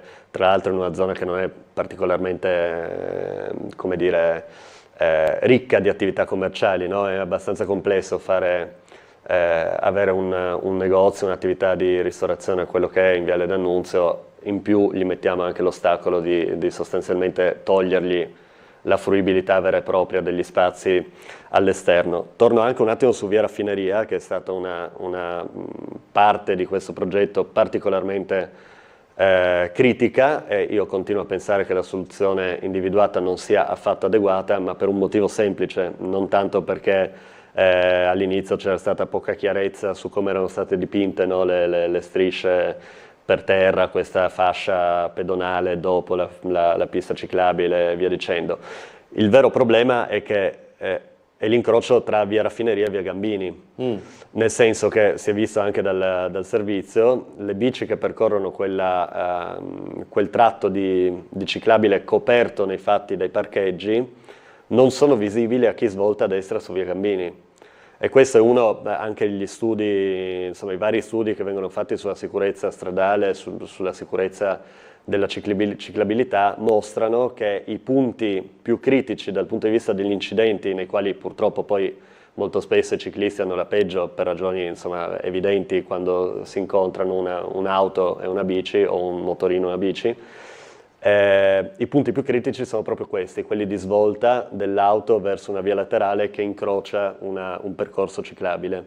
Allora, in quel punto là non c'è affatto visibilità per le auto che girano a destra, non c'è la possibilità di vedere se stanno sopraggiungendo delle bici, ed è la ragione per cui noi continuiamo a essere convinti, e bisognerebbe andare in quella direzione, che in casi del genere sia molto più opportuno creare una corsia ciclabile, una bike lane, ovvero uno spazio all'interno della carreggiata riservata alle auto, agli autobus, nei quali sia reso visibile che transitano anche le bici. Quella è la soluzione, ma non è che ce la siamo inventata noi, non è una questione di opinioni. Ecco, dal punto di vista tecnico, a livello europeo, forse anche mondiale, non lo so, ma sicuramente quella europeo, più utilizzata. Quella è la soluzione più utilizzata ed è quella che anche statisticamente, dal punto di vista delle statistiche sugli incidenti, garantisce la maggiore sicurezza per chi va in bici, e questo dovrebbe essere l'obiettivo.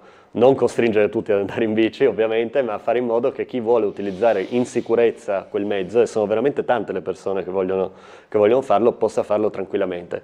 Quello che è stato realizzato in Viale D'Annunzio, come anche la soluzione di Viale Miramare, come anche quello che è previsto, si prevede di fare in Viale Ippodromo nell'ambito del progetto della fiera, perché anche lì si prevede di fare una ciclabile su marciapiede, non ha nulla a che vedere con la mobilità ciclabile vera e propria.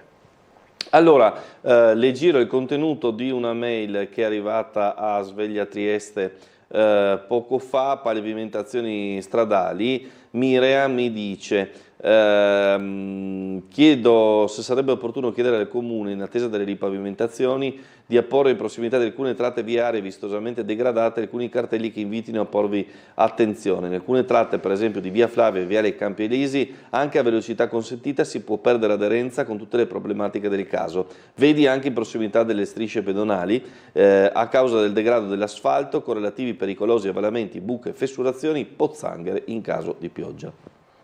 Sì, mi sembra una giusta osservazione. Tra l'altro alcune di queste strade sono in queste condizioni anche perché vengono attraversate del traffico pesante che lì non dovrebbe stare. Penso ad un'altra strada sulla quale forse di recente è stata fatta in effetti un intervento di rappezzamento, diciamo, dell'asfalto, che è la zona di Via Svevo, dove ormai da diverso tempo transitano i camion della piattaforma logistica. Tra l'altro il fatto che recentemente a livello PNRR siano stati fatte delle modifiche al progetto che dovrebbe portare alla realizzazione della piattaforma logistica nell'area ex ferriera, e anche al nuovo svincolo della sopraelevata che consentirebbe di eliminare quel traffico da Via Svevo, ci preoccupa un po', perché, anzi anche senza un po', diciamo, perché sono degli interventi che contribuirebbero anche a migliorare la qualità della vita di quella zona, che è veramente molto impattata dal traffico pesante,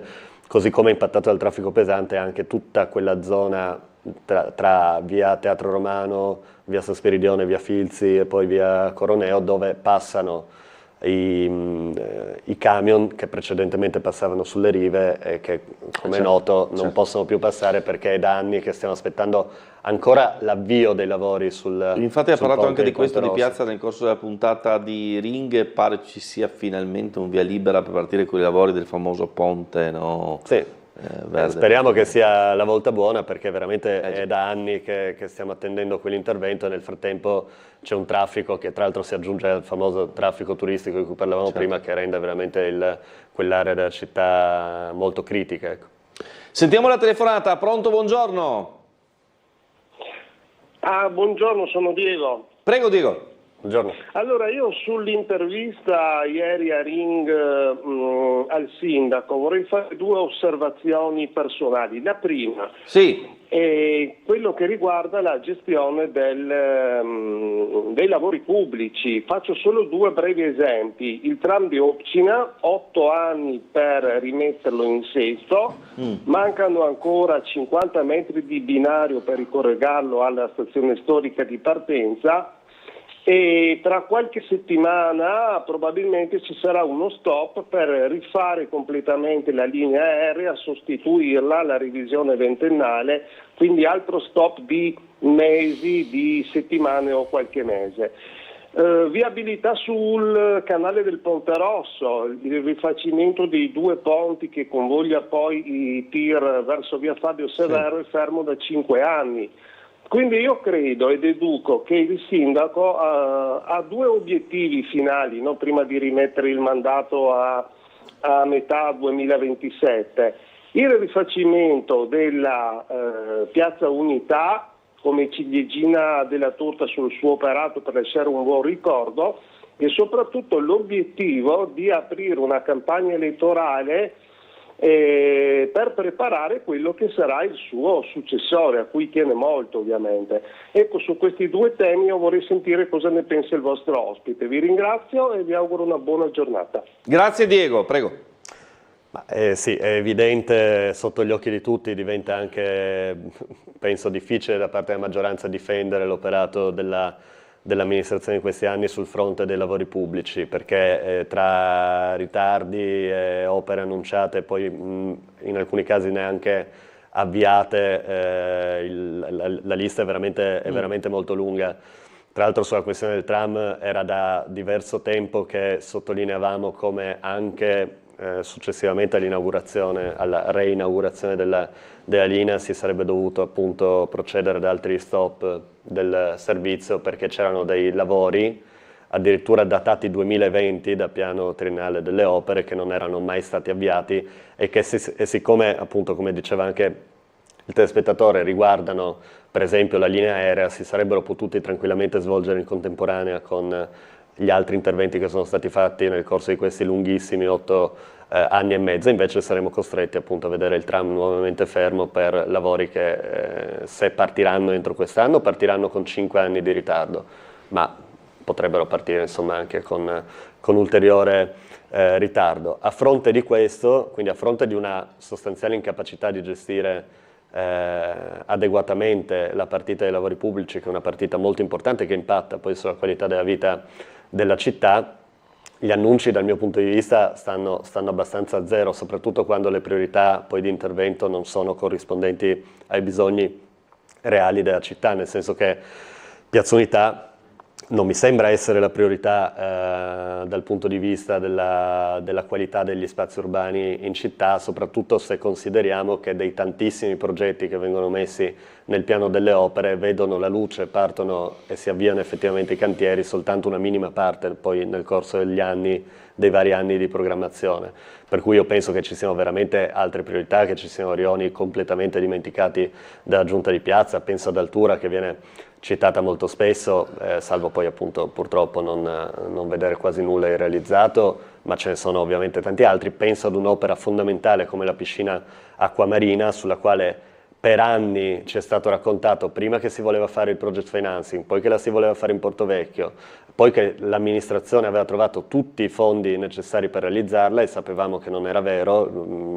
Nel corso della scorsa estate, in una delle varie variazioni di bilancio, avevamo proposto di incrementare i fondi a disposizione del capitolo acquamarina e l'emendamento era stato bocciato con appunto la motivazione che i fondi che c'erano già bastavano, e oggi scopriamo che ovviamente, ma insomma era abbastanza prevedibile, ciò che c'è a bilancio al momento non è sufficiente per far partire i lavori. Quindi sembra veramente un gioco dell'oca, degli annunci, dei tagli di nastro, di aperture di cantieri che poi non vanno avanti.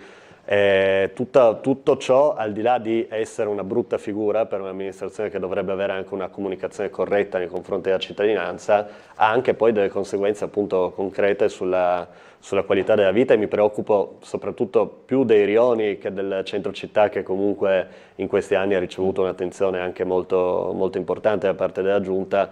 Ritengo anche che i fondi che sono stati incamerati, ad esempio con la vendita di Palazzo Carciotti, che sono meno di quelli previsti inizialmente, ma più di quelli previsti nell'ultima asta, vengano destinati effettivamente nei rioni che hanno bisogno di maggiore attenzione da parte dell'amministrazione. Abbiamo ancora una chiamata, la sentiamo, buongiorno. Buongiorno, sono Giovanna. Ciao Giovanna. Volevo giusto intervenire per la piscina acquamarina. Io 6 anni fa sono stata operata al ginocchio destro e ho potuto usufruire della riabilitazione della piscina, dove mi sono trovata molto bene. Ora, dopo Signora, deve abbassare il volume della TV e parlare solo al telefono.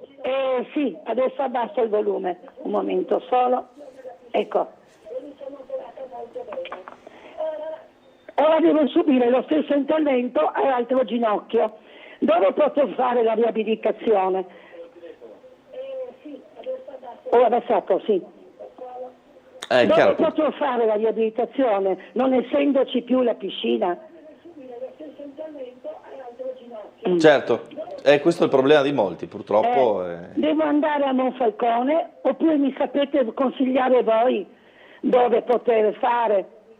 No, se il tema è quello della piscina, o si va a Monfalcone o si va oltre confine in Slovenia. Ma mi pare che non è convenzionato con... alternative. No, non può essere convenzionato. No, mi hanno detto che in via Costalunga c'è dove c'era una volta il locale La Capannina, c'era una piccola piscina. Mi sapete forse dare informazioni più dettagliate dove si trova? Sì, la piccola piscina è all'ex appunto... Ci sono anche molti anziani a Trieste che purtroppo... Zona cimitero dove c'era la discoteca una volta... Io fra qualche mese camminerò da sola senza le stampelle. Perché invece di fare una cabinovia in una città collabora non si pensa a fare una piscina acquamarina in una città come Trieste? Ecco, volevo sapere, e poi volevo ringraziare la risposta del signor La Terza. Grazie. Prego, La Terza. No, grazie a lei per la testimonianza, ovviamente va tutta la mia solidarietà per una situazione che riguarda lei, ma riguarda anche tante altre persone, ha riguardato tante persone in questi anni di assenza di una struttura come Acquamarina. Io purtroppo adesso non ho grosse informazioni sulla piscina dell'ex Capannina, insomma in via Costalunga, però appunto tornando al tema generale, è molto grave il fatto che in questi anni l'amministrazione abbia raccontato tante storie, ecco, su quella struttura, tante ipotesi di progetto che in realtà poi nei fatti si sono rivelate inconsistenti e che ancora ad oggi si sia al punto zero sostanzialmente di questa opera, che, se ammesso che partono i cantieri ad esempio entro la fine di quest'anno, poi serviranno diversi anni prima di vederla operativa, e dal mio punto di vista sarà importante approfondire anche questa scelta che l'amministrazione apparentemente vuole fare di nuova modalità di gestione, che se fatta in un'ottica di partenariato pubblico-privato, evidentemente il privato legittimamente ci vuole guadagnare, bisogna capire come questa cosa diventa compatibile col garantire delle tariffe popolari e il convenzionamento col Servizio Sanitario Nazionale, perché appunto ricordiamoci che l'importanza della piscina era anche quella di fornire una risposta a chi aveva dei bisogni di cura, di riabilitazione, di assistenza, che oggi, come abbiamo sentito, non vengono più corrisposti. Torno sul tema delle opere che vengono pianificate al Comune, solo una minima parte poi vedono la loro realizzazione. Allora il punto è individuare delle priorità. Ho avuto modo di parlarne anche nell'ultimo Consiglio Comunale per evidenziare che il problema ad esempio dell'Ovovia non è tanto ovviamente che quando quei fondi erano fondi PNRR si sarebbero potuti utilizzare per altre opere non di mobilità. Questo non era, e lo abbiamo sempre detto in maniera chiara, penso su questo non abbiamo mai fatto mala informazione, però il tema è che oltre al danno, insomma all'impatto negativo e all'inutilità di quell'opera, c'è da evidenziare che nel corso di tutti questi anni sono state sprecate, dal nostro punto di vista buttate via, ore e ore e ore di lavoro dei dipendenti del Comune di Trieste del settore dei lavori pubblici, che si sarebbero potute dedicare per la progettazione e la realizzazione di tante altre opere, tante altre iniziative molto più, anzi direi positive, appunto, per la città. Per cui il conto finale, diciamo, e mi auguro che lo riusciremo a fare presto con la chiusura di questo capitolo e con la non realizzazione dell'Ovovia, sarà un conto molto negativo, non solo dal punto di vista strettamente economico, degli anticipi di progettazione, dei soldi spesi per difendersi in sede di TAR. Tra l'altro le due sentenze che sono state emesse finora hanno visto Comune, Regione, insomma promotori dell'opera soccombere, avere torto, ecco, quindi anche lì sono stati buttati via dei soldi, ma c'è anche il tema dei tantissimi funzionari del comune che sono stati dedicati quasi a tempo pieno su quest'opera e che avrebbero invece potuto fare altro di più utile per la cittadinanza. Allora ci fermiamo un istante, anzi sentiamo la telefonata, dai, poi andiamo in pubblicità, casomai rispondiamo dopo. Pronto? Sì, pronto, buongiorno qua Sergio. Niente, volevo fare una segnalazione che ho fatto a Grilli, che ho fatto a Leo Bianco, che ho fatto a Russo, che ho fatto a tante persone, però non vedo ancora oggi nessuna concretezza. È il saliscendi di Via della Cattedrale per accedere ai bagni che gli handicappati che vengono, diremo, nel piazzale, tutte le persone che sono handicappate non possono scendere le scale.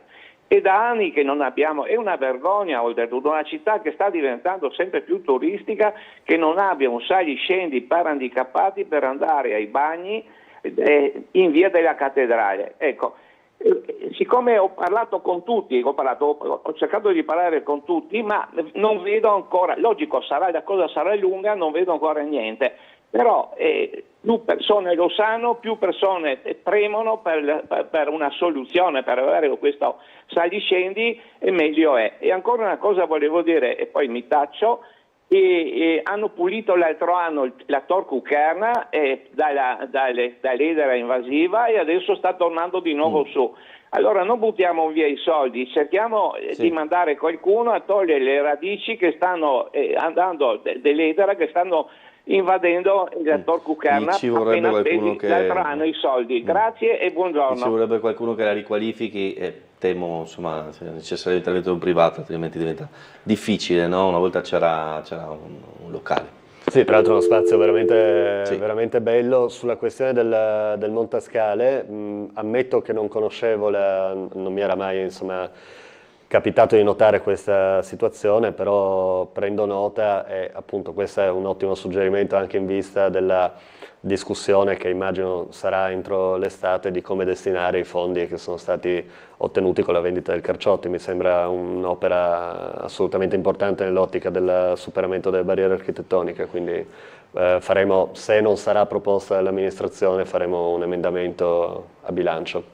Allora, ci fermiamo un istante per la pubblicità, torniamo con Riccardo La Terza subito dopo.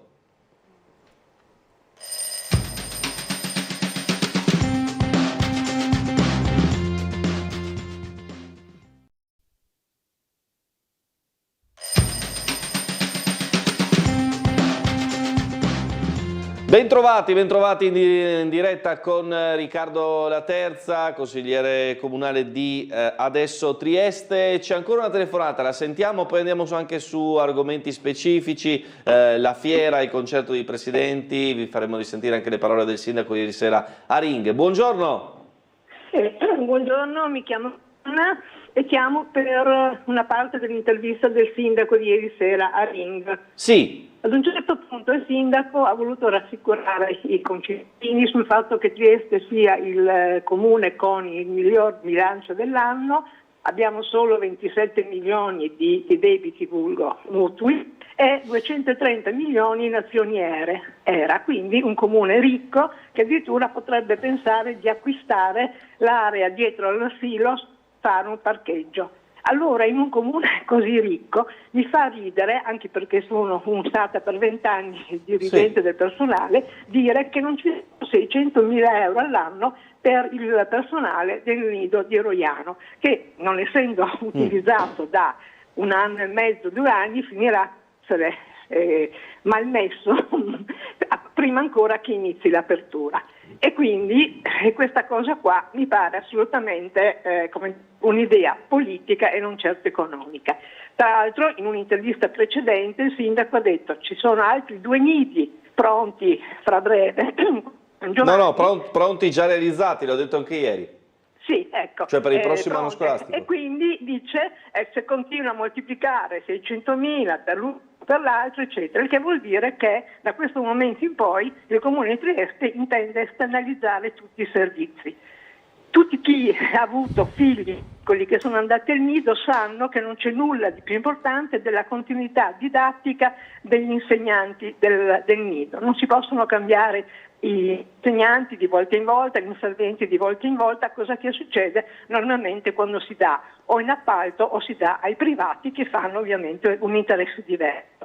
Ecco, io vorrei sottolineare questo fatto rilevando che se siamo ricchi possiamo essere ricchi anche di 600.000 euro in più per fare una che è nell'interesse della cittadinanza ma soprattutto dei nostri bambini.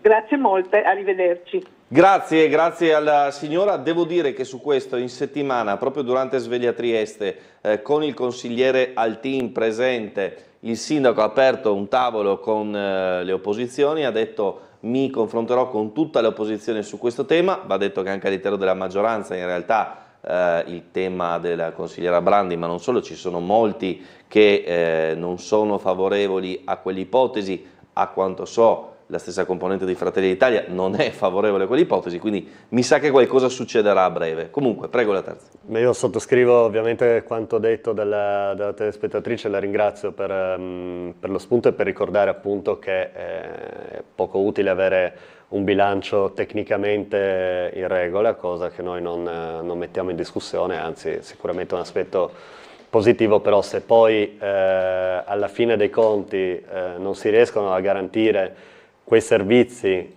che garantiscono appunto una qualità della vita e permettono per esempio anche a tanti giovani di poter fare liberamente la scelta, ad esempio, di costruire una famiglia, perché a questo servono anche i servizi per l'infanzia, appunto, ripeto, conta poco avere i bilanci in regola. In più il Comune, oltre a tutte le cifre fantasmagoriche, insomma, che sono state raccontate anche, penso, dall'assessore Bertoli più volte, ogni anno ha nei fatti un avanzo in parte corrente, cioè ha dei fondi che non vengono spesi nella parte proprio che serve per pagare gli stipendi, i servizi e via dicendo. Quindi lo spazio economico e lo spazio anche di diciamo, operativo per l'assunzione di personale c'è. Le persone già formate che lavorano per il Comune ma sono precarie, fanno le supplenze, sostituiscono insomma, i titolari, ci sono. Non c'è nessuna ragione per cui quell'edificio sia restato vuoto nel corso dell'ultimo anno e mezzo, creando peraltro un danno appunto alle famiglie che avrebbero potuto iscrivere i bambini, ma anche, a me verrebbe da dire, nei fatti un danno erariale, nel senso che c'è una struttura che è stata pagata con fondi pubblici e che è arredata, pronta, e che è chiusa perché c'è una contrarietà politica a gestirla, come vengono gestiti tutti gli altri asili comunali della città. Anche io sono preoccupato sul fatto che sono in vista aperture di altri asili, ricordo che non c'è un piano da parte dell'amministrazione per gestirli, che non sia quello di prendere le loro chiavi e consegnarle ai privati. Ricordo tra l'altro che in occasione della fine dei lavori dell'asilo eroiano, che peraltro erano anche quelli finiti in ritardo, la proposta da parte della maggioranza di gestirlo appunto in concessione, quindi con metà dei posti sul mercato privato, è arrivata veramente a ridosso, no? Proprio a pochissimi mesi dalla conclusione dei lavori, e dal mio punto di vista è stato un po' un modo per mettere tutti di fronte a una scelta già fatta. Fortunatamente poi anche grazie ai tanti emendamenti, ne abbiamo presentati 101 come adesso Trieste, siamo riusciti per il momento a bloccare quella previsione, e mi auguro appunto che questa apertura che è arrivata a parole da parte del sindaco porti veramente a un confronto nel merito sul tema, anche perché appunto per il momento, al di là della nostra opposizione, che penso sia sacrosanta, insomma le ragioni che sono quelle che già ha detto la telespettatrice, ci sono appunto anche queste divisioni di maggioranza. Mi permetto di dire che non so quanto sia vero che anche Fratelli d'Italia non è d'accordo con questa soluzione, visto che l'assessore che la sta portando avanti con così tanta convinzione è De Blasio, che è espressione di Fratelli d'Italia, però insomma, su questo vediamo nei prossimi giorni. Vedremo. Allora, c'è il tema, volevo far sentire però prima di parlare di Fiera, anche l'estratto del sindaco Roberto Di Piazza che parla del concerto dei 5 presidenti, cioè del prossimo evento di quest'estate legato, diciamo così, alla pace, perché questo sarà un concerto per la pace che seguirà quello dei 3 presidenti del 2010. Il 20 giugno c'è il concerto. 20 giugno sto lavorando, ormai dovremmo aver chiuso la partita oggi, domani, lunedì, con i 5 presidenti. Ufficiale. Germania, Austria, Italia, Slovenia e Croazia. 20 giugno, 20:30, Piazza Unità d'Italia, vi aspetto. Caspita, quindi... Bella, se mi riesce... Cioè, riesce a fare di nuovo il concerto? Mi ricordo i tre presidenti, sai perché mi ricordo? Perché ero a Roma e allora c'era Vespa vicino a me e Muti, no? Allora Vespa mi fa, non parli dei 3 presidenti. E io ho detto, ma sto zitto, e c'era vicino a me l'ambasciatore croato che mi fa... Scusi, e dov'era in questo momento? Eravamo in una conferenza stampa a Roma per presentare il concerto di Muti, ma senza parlare dei presidenti. Ti parlo del 13... Mi dica che lei l'ha detto. L'ha detto in conferenza. Aspetta!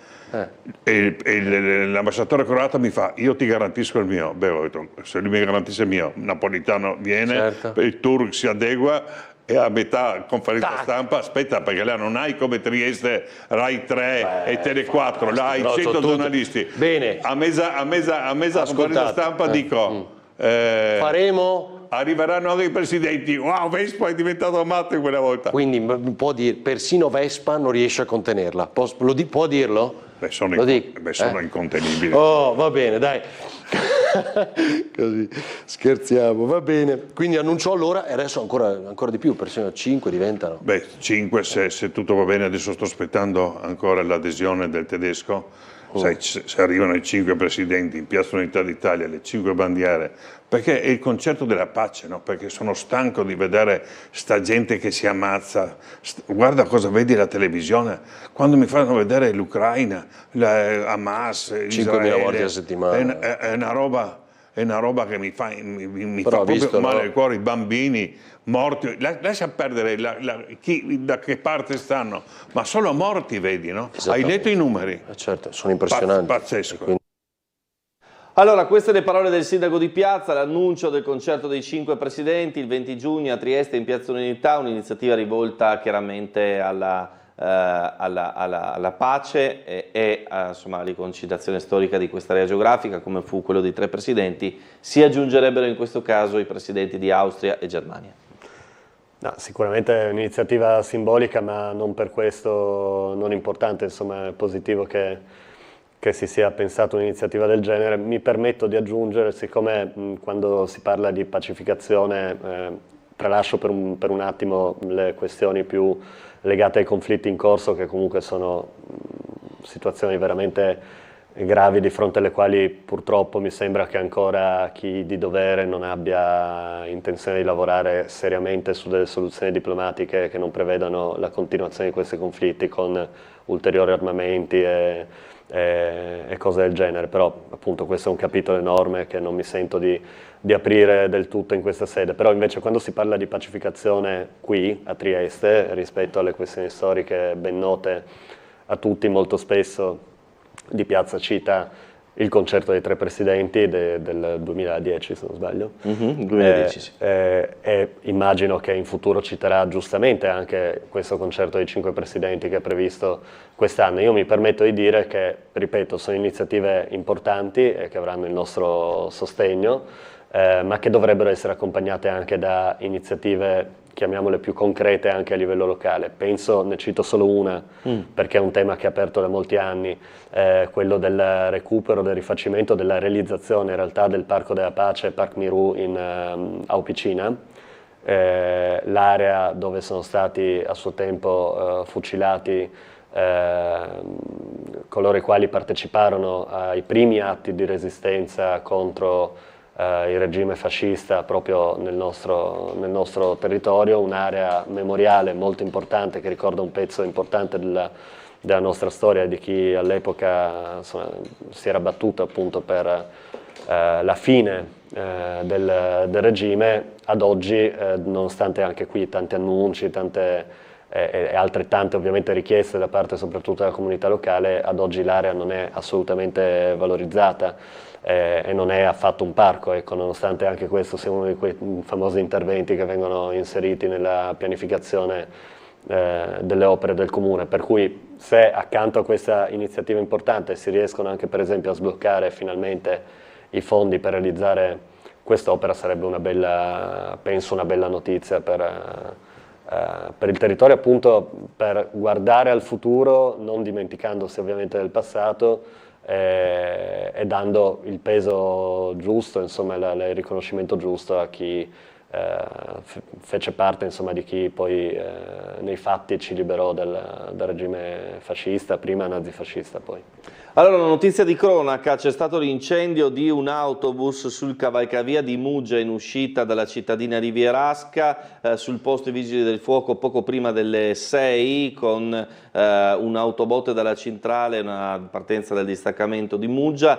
Non sono state comunicate persone ferite, il conducente in salvo. C'è una foto, in realtà c'è anche un video che tenteremo di scaricare con l'aiuto della redazione, foto che insomma ci fa capire come l'incendio abbia, azzarderei, sostanzialmente distrutto quantomeno il retrotreno del mezzo, quindi un incendio insomma abbastanza importante. Non ci sono però fortunatamente feriti, poi in seguito vi sapremo dire anche l'origine, il perché di quanto accaduto. Allora, velocemente la telefonata e poi parliamo di Fiera con la terza. Pronto?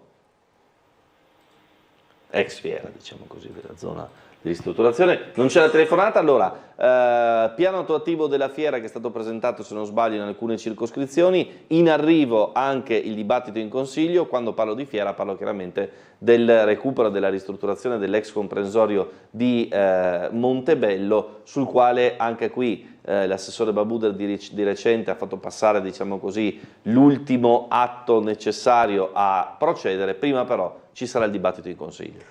Sì, ci sarà il dibattito in Consiglio perché lo chiederemo come forze di opposizione, non è, diciamo, è una previsione, è solo un'eventualità, ecco, che noi però riteniamo di dover esercitare, perché ci sono degli aspetti su questa vicenda che vanno chiariti. Non mi riferisco soltanto alla vicenda in generale, ricordiamo un'area di proprietà pubblica che venne venduta a un operatore privato e solo dopo poi venne cambiato il piano regolatore per consentire nei fatti la realizzazione di tutto quel volume commerciale nei fatti di un nuovo centro commerciale, cosa della quale dal nostro punto di vista la città non ha bisogno, basta vedere le condizioni nelle quali sono le altre grandi strutture di vendita in giro per la città. Penso per esempio alle Torri, dove il valore immobiliare degli spazi è letteralmente crollato nel corso di questi anni, nonostante in generale il mercato immobiliare invece vada in tutt'altra direzione. Ma ci sono altri aspetti che secondo noi vanno chiariti. Il primo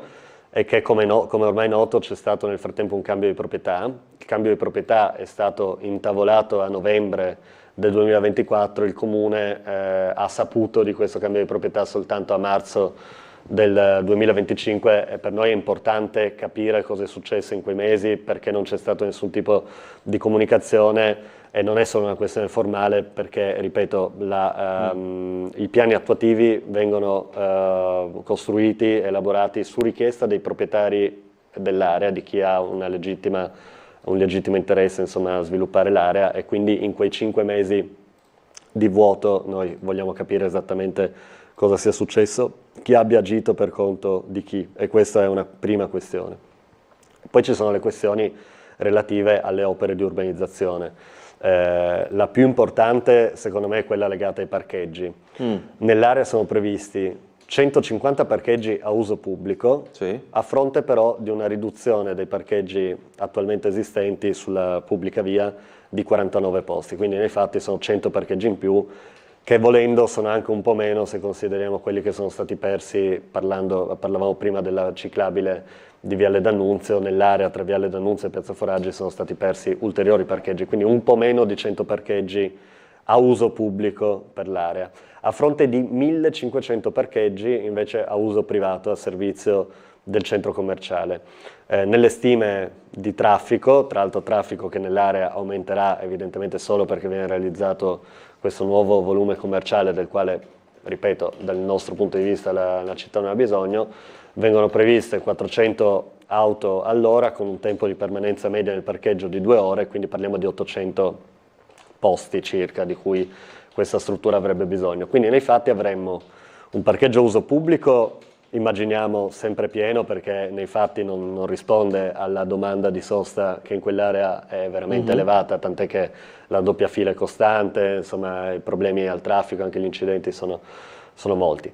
Dall'altro lato un parcheggio che rischia di rimanere semivuoto è che al momento non avrebbe la possibilità di essere utilizzato come parcheggio a uso pubblico, cioè sarebbe un parcheggio con i prezzi e le caratteristiche tipiche dei parcheggi dei centri commerciali, quindi magari convenzione per chi va ad acquistare lì, ma per chi invece vuole utilizzarlo come potenzialmente parcheggio di scambio, come struttura per parcheggiare la propria auto, evidentemente non ci sarebbero incentivi, quindi ci sembra veramente uno spreco di spazio. Lì quella è un'area nella quale servirebbe veramente un parcheggio di scambio, perché è un punto, anche quello ben collegato con la grande viabilità, con la viabilità extraurbana, e dal quale poi le persone potrebbero utilizzare magari un mezzo pubblico o la bici per spostarsi in città. Poi c'è il tema della viabilità, perché ancora una volta, come è successo anche alla Maddalena, la viabilità di un rione viene stravolta a uso e consumo del nuovo spazio commerciale che viene realizzato, in questo caso con l'aggravante, dal nostro punto di vista, di non aver preso adeguatamente in considerazione anche l'impatto che ci sarà poi con la trasformazione della caserma. Perché pensare di rendere l'ultimo tratto di via Rossetti a doppio senso, che è questo uno degli interventi che viene immaginato nell'area dell'ex fiera, senza aver preso in considerazione il fatto che quello poi diventerà una nuova porta d'accesso potenzialmente all'area delle nuove scuole, insomma, o delle scuole che verranno trasferite in via Rossetti, ci sembra, diciamo, un errore di valutazione. Dal nostro punto di vista si sarebbe dovuto tenere in considerazione anche la prospettiva della trasformazione di quell'area. Ecco, i temi sono tanti, c'è poi anche la questione di Piazzale De Gasperi, dove si prevede di recintare lo spazio verde, cosa che ridurrebbe la sua fruibilità, perché oggi non è effettivamente uno spazio di grande qualità, però è uno spazio che viene utilizzato soprattutto d'estate, anche nelle ore serali, da chi abita, insomma, nei dintorni.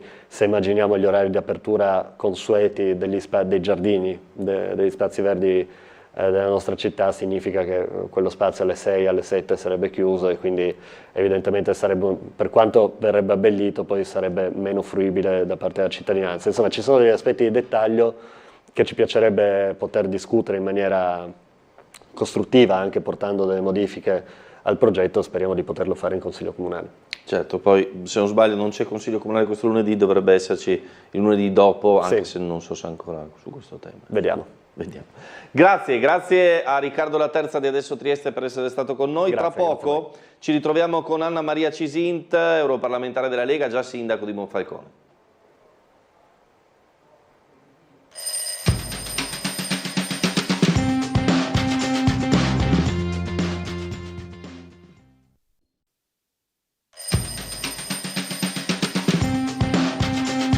Bentrovati in diretta come preannunciato con Anna Maria Cisint, europarlamentare della Lega, ma anche consigliera delegata all'economia blu del comune di Monfalcone, dove insomma ovviamente è stata sindaco per 2 mandati. Un po' lunga la presentazione, ma dovrebbe esserci tutto, insomma. Bentrovata Cisint. Grazie, buongiorno a tutti. Allora, volevo parlare partire dalla delega, diciamo così, all'economia del mare, collegandomi a quello che è stato inaugurato ieri al porto di Monfalcone. Ne abbiamo parlato anche nel nostro telegiornale di ieri, questi spazi logistici e l'Academy con il gruppo Midolini che investe su Porto Rosega, è un po' uno spunto per poi parlare anche del porto di Monfalcone che sta crescendo. Sì, intanto è un orgoglio per me che sono stata protagonista assieme agli altri, alle autorità di sistema, alla regione, ma a tutti i concessionari, a tutti gli operatori di questo sviluppo che il porto di Monfalcone ha vissuto in questi anni. Siamo stati gli attori, diciamo, di azioni molto importanti. La prima sicuramente quella del rendere il porto di Monfalcone negli anni all'interno dell'autorità di sistema, perché ricordiamoci che fino prima c'era un'azienda speciale che gestiva il porto. E questo ha consentito di fare un gioco di squadra importante e questo ha consentito anche di fare degli investimenti. La parte preponderante delle azioni di questi anni che adesso incominciano a dare importanti frutti, sia in termini di valorizzazione dei mercati che di specificità di tipologie anche merceologiche, no? Monfalcone è molto forte per il ro-ro, molto forte per il project cargo, per le vetture, nel 2024 ha fatto numeri importanti.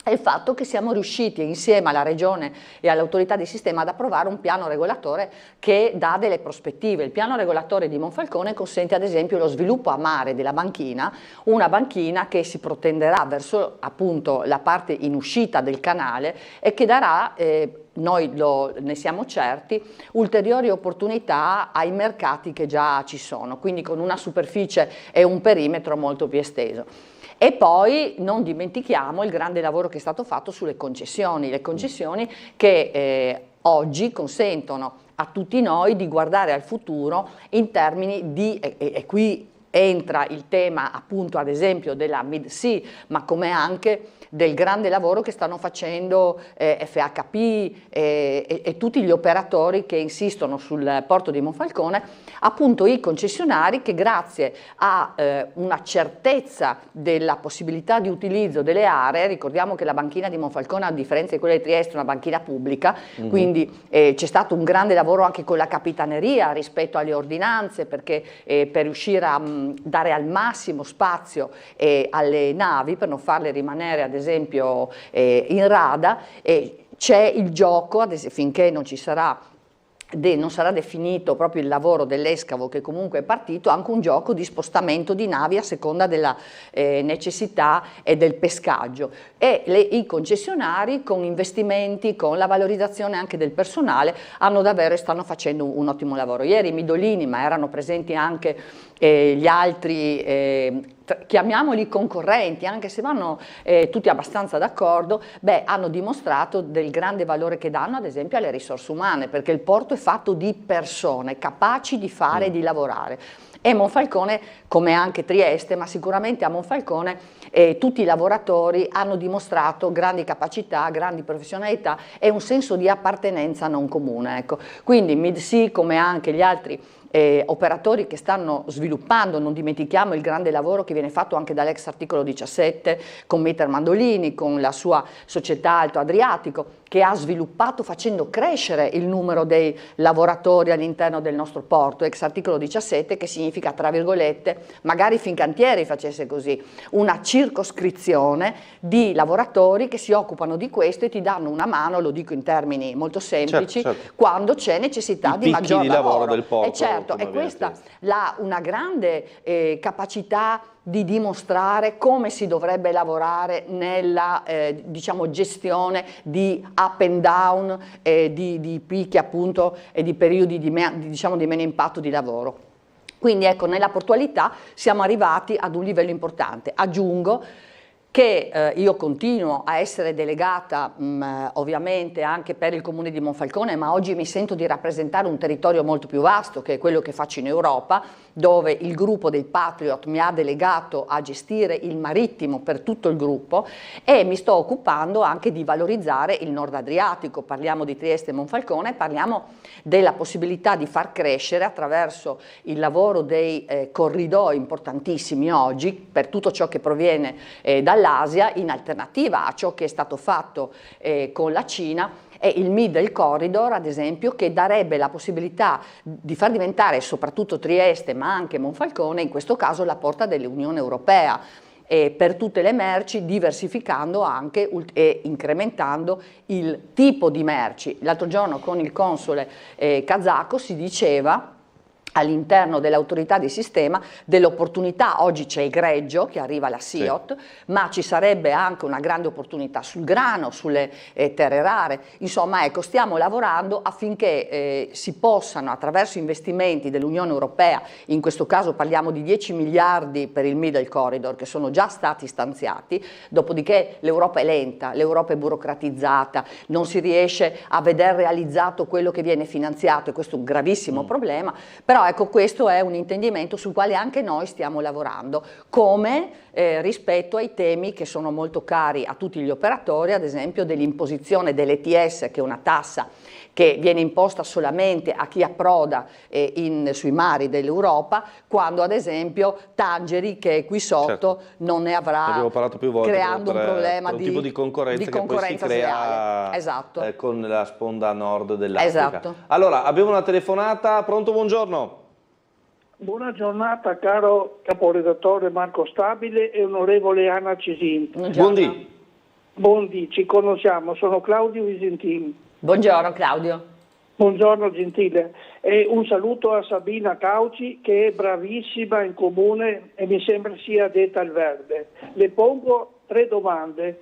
Cosa pensa di fare in Europa per la piaga dell'amianto che miete continuamente tante vittime, specie chi ha lavorato a Fincantieri e come me al porto di Trieste che si è beccato le placche pleuriche. A proposito di Porto, auguri al neo presidente dottor Antonio Guerrieri, e mi ha già parlato Aurora che lei auspica di fare del porto di Trieste Monfalcone una zona comune tra l'Unione Europea e il Kazakistan. Esatto. Infine ha fatto molto discutere i bambini portati in moschea, sui casi delle moschee irregolari a Monfalcone, se si può parlare. Grazie e buon lavoro. Grazie della telefonata, prego Cesare. Allora, partiamo dalla questione che è quella, devo dire che quando si parla di amianto per me è ovviamente un tema che sento tanto. Io ho visto mio padre morire e diciamo che certe vicende ti toccano in maniera, tu non puoi dimenticare quello che sai e quello che hai visto, e soprattutto lo vedi anche sul numero di persone che ancora oggi purtroppo in Italia in maniera importantissima ne sono colpiti. La latenza quarantennale genera oggi anche i nuovi morti, che sono le donne, che mia madre, che non ha mai lavorato in un ambiente di questo tipo, ha le placche perché lavava il terlis, diciamo, di mio papà. Questo è diffuso, noi stessi siamo ovviamente esposti a amianto, no? Perché ognuno di noi stava con il papà e quindi è come se ci fosse una tragedia senza fine. Stiamo lavorando in maniera diversificata perché riteniamo che ci siano più cose da fare. Questa regione ha fatto tanto, a differenza di molte altre regioni in Italia, perché devo dire che gli investimenti che sono stati consentiti per la dismissione dei manufatti in amianto sono essenziali. Quindi noi come Comune di Monfalcone, io durante il mio mandato da sindaco ci ho lavorato, abbiamo anche come comune investito sulla dismissione. A Monfalcone non c'è, e vorrei che questo venisse utilizzato come una virtuosità anche da altre amministrazioni, in Italia non è ovunque così, a Monfalcone non ci sono immobili pubblici con amianto, perché tutta la mappatura fatta con i droni ci ha consentito di intervenire e di risolvere. Abbiamo messo a disposizione anche dei privati degli investimenti. Quindi il primo tema oggi è: bisogna rendersi conto che c'è una necessità di dismettere tutti i manufatti, partendo dalle scuole direi, che hanno amianto, e anche per i privati questo è importantissimo. La seconda questione è la parte sanitaria. Il CRUA, che è il Centro Unico Regionale Amianto, che supporta l'aspetto clinico e anche della scoperta e anche del supporto, perché quando sai che tu hai il mesotelioma o comunque qualsiasi malattia diciamo asbesto correlata, beh, sai che è una sentenza di morte. Questo è una sentenza di morte, tu sai che è una questione di tempo, e quindi c'è anche la necessità di un supporto psicologico. Noi con le associazioni anche presenti sul territorio abbiamo cercato di lavorare. Io che cosa sto facendo in Europa? Beh, sto facendo, l'altro giorno è stata inviata alla Commissione una interrogazione, perché noi riteniamo che l'Europa debba fare più cose, debba come dire, verificare ciò che succede anche nell'applicazione delle direttive, perché la direttiva dice devi assolutamente procedere nella dismissione, bisogna anche supportare economicamente queste attività e quindi ho chiesto sia la verifica ma anche il supporto economico per la dismissione dei manufatti, supportando il pubblico e il privato, e poi la relazione con le associazioni. È molto importante, c'è ad esempio lo sportello amianto che dà le informazioni giuste. In Italia c'è un'associazione, io sono personalmente la prossima settimana, alla fine della prossima settimana andrò a Milazzo a parlare di questo assieme a queste associazioni. È ovvio che è necessario stringere i tempi, perché anche soltanto una fibra di amianto ti può dare la malattia. Chiudo su questo tema, che però è molto importante e anche è molto sentito, dicendo che in ogni caso oggi la consapevolezza è molto cresciuta, e questo è un altro aspetto fondamentale, cioè bisogna parlarne e cercare di risolvere. Non sono assolutamente d'accordo con quello che è stato fatto dal governo, lo sanno tutti, e io ci sto lavorando con Centinaio su questo, perché per quanto riguarda ad esempio quella vicenda di attribuzione economica a Fincantieri, anche se non ci hanno messo il nome, visto che è una, assieme alle ferrovie, alla portualità, però insomma è una delle grandi responsabili della sottovalutazione del problema, e questo non è poco, perché chi come me ha subito un danno irreversibile, una famiglia che si smembra a causa di quello che è successo, io trovo che eticamente non gli possa essere attribuito un vantaggio economico. Ecco, quindi con Centinaio su questo abbiamo già provato 2 volte con gli emendamenti che hanno avuto parere sfavorevole perché inseriti in norme non compatibili, ma proprio anche l'altro ieri ci siamo sentiti anche con il legislativo per portare avanti anche questa battaglia. Volevo far commentare a Anna Maria Cisint, l'onorevole Cisint, quanto è successo in settimana a Monfalcone circa il centro islamico Salam, che è stato acquisito in parte dal comune, ma per, diciamo così, far capire a chi non avesse seguito la vicenda, vediamo il servizio che ha realizzato Laura Buccarella. Dalla regia, non so se siete riusciti a refreshare la nostra scaletta mattutina. Perché così tra l'altro era la seconda domanda del signor Claudio. La seconda domanda del signor Claudio. Vediamo se dalla regia sono riusciti a fare refresh. Il primo servizio, eccolo qua. Nuovo clamoroso capitolo della battaglia sui centri islamici a Monfalcone. Il comune ha avviato con un'ordinanza l'acquisizione di una parte del centro culturale Darus Salam, del quale presidente onorario l'ex assessore e candidato sindaco alle ultime elezioni Buconate. L'acquisizione al patrimonio comunale dell'immobile, così recita l'ordinanza, si basa sul verdetto del Consiglio di Stato e sull'inottemperanza da parte del centro islamico, come verificato dai controlli della polizia locale. La legge regionale prevede che si possa parlare di abuso edilizio anche per un cambio di destinazione d'uso senza titolo, e se non viene ripristinata la situazione originaria è possibile che l'ente pubblico, in questo caso il comune, diventi a tutti gli effetti titolare del bene. Una battaglia, quella sull'uso dei locali di via Duca d'Aosta per la preghiera collettiva, che vede impegnata da tempo l'ex sindaco Cisint, oggi consigliere dell'amministrazione Fasan, proprio con delega su questa materia. E a stretto giro è arrivata anche la risposta a firma Buconate. La comunità islamica di Monfalcone esprime profonda preoccupazione e sconcerto per la decisione unilaterale del comune, che rappresenta, scrive in una nota, un atto di grave ingiustizia che rischia di compromettere ulteriormente il già fragile tessuto sociale della nostra città. Il Centro Culturale Islamico rivolge dunque un appello alla società civile di Monfalcone, alle associazioni, ai sindacati, alle forze politiche democratiche, ai cittadini che credono nei valori dell'inclusione e del rispetto reciproco. Questa è la ricostruzione, la risposta di Salam. Io quello che mi domando è, da osservatore esterno, è, come dire, c'erano i margini per fare questa operazione, perché però si è deciso di farla? Perché uno potrebbe dire c'è anche una questione di opportunità, diciamo così. Allora, intanto complimenti per il servizio che riassume molto bene la situazione.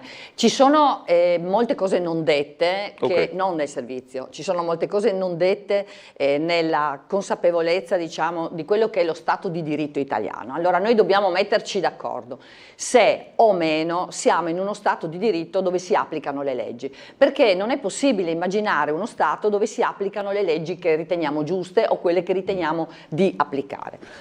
Nella fattispecie, intanto Buconate parla sbagliando di comunità islamica perché lui rappresenta la sua associazione. Noi abbiamo rapporti anche con le altre associazioni. Lui non è il rappresentante di tutti gli islamici, infatti è stato sonoramente bocciato nel momento in cui si è proposto come candidato sindaco. Altre associazioni che tra l'altro non emergono sulla scena diciamo, politica. L'altra associazione che è quella diciamo che era parte anche nei precedenti contenziosi, che è quella di via Don Fanin e che aveva anche l'ex Sardi, non fa parte di questo blocco di sanzione. Perché? Perché che cosa è successo? Ma dobbiamo dircelo, altro che chiamo la società civile. Lei quando infrange la legge, se va a 150 e il limite è 70, la fermano e non penso che si mette a fare cortei, mi hanno dato la multa. Lei andava a 150, responsabilmente andava a 150 e sapeva che doveva andare a 70, è uguale, perché c'è una legge che è quella del 2009, la numero 19, la legge regionale, che dice con chiarezza, e se Moretti, Buconate ed altri volevano farla cambiare dovevano muoversi in regione con Serracchiani e quant'altro, che dice esattamente come ci si deve comportare nella fattispecie. C'è un'ordinanza che dice, quella del 2023, ripristina lo stato d'uso, perché tu stai utilizzando questi beni in maniera scorretta, e per maniera scorretta non è formale, è sostanziale. Raccolta di firme, cittadini arrabbiati perché sotto casa 5 volte al giorno pregavano, biciclette, una serie di situazioni che rendevano invivibile la vita delle persone in un'area residenziale. Quegli immobili lì, come ormai tutti sanno, sono direzionale ma soprattutto commerciale e non sono destinati al luogo di culto.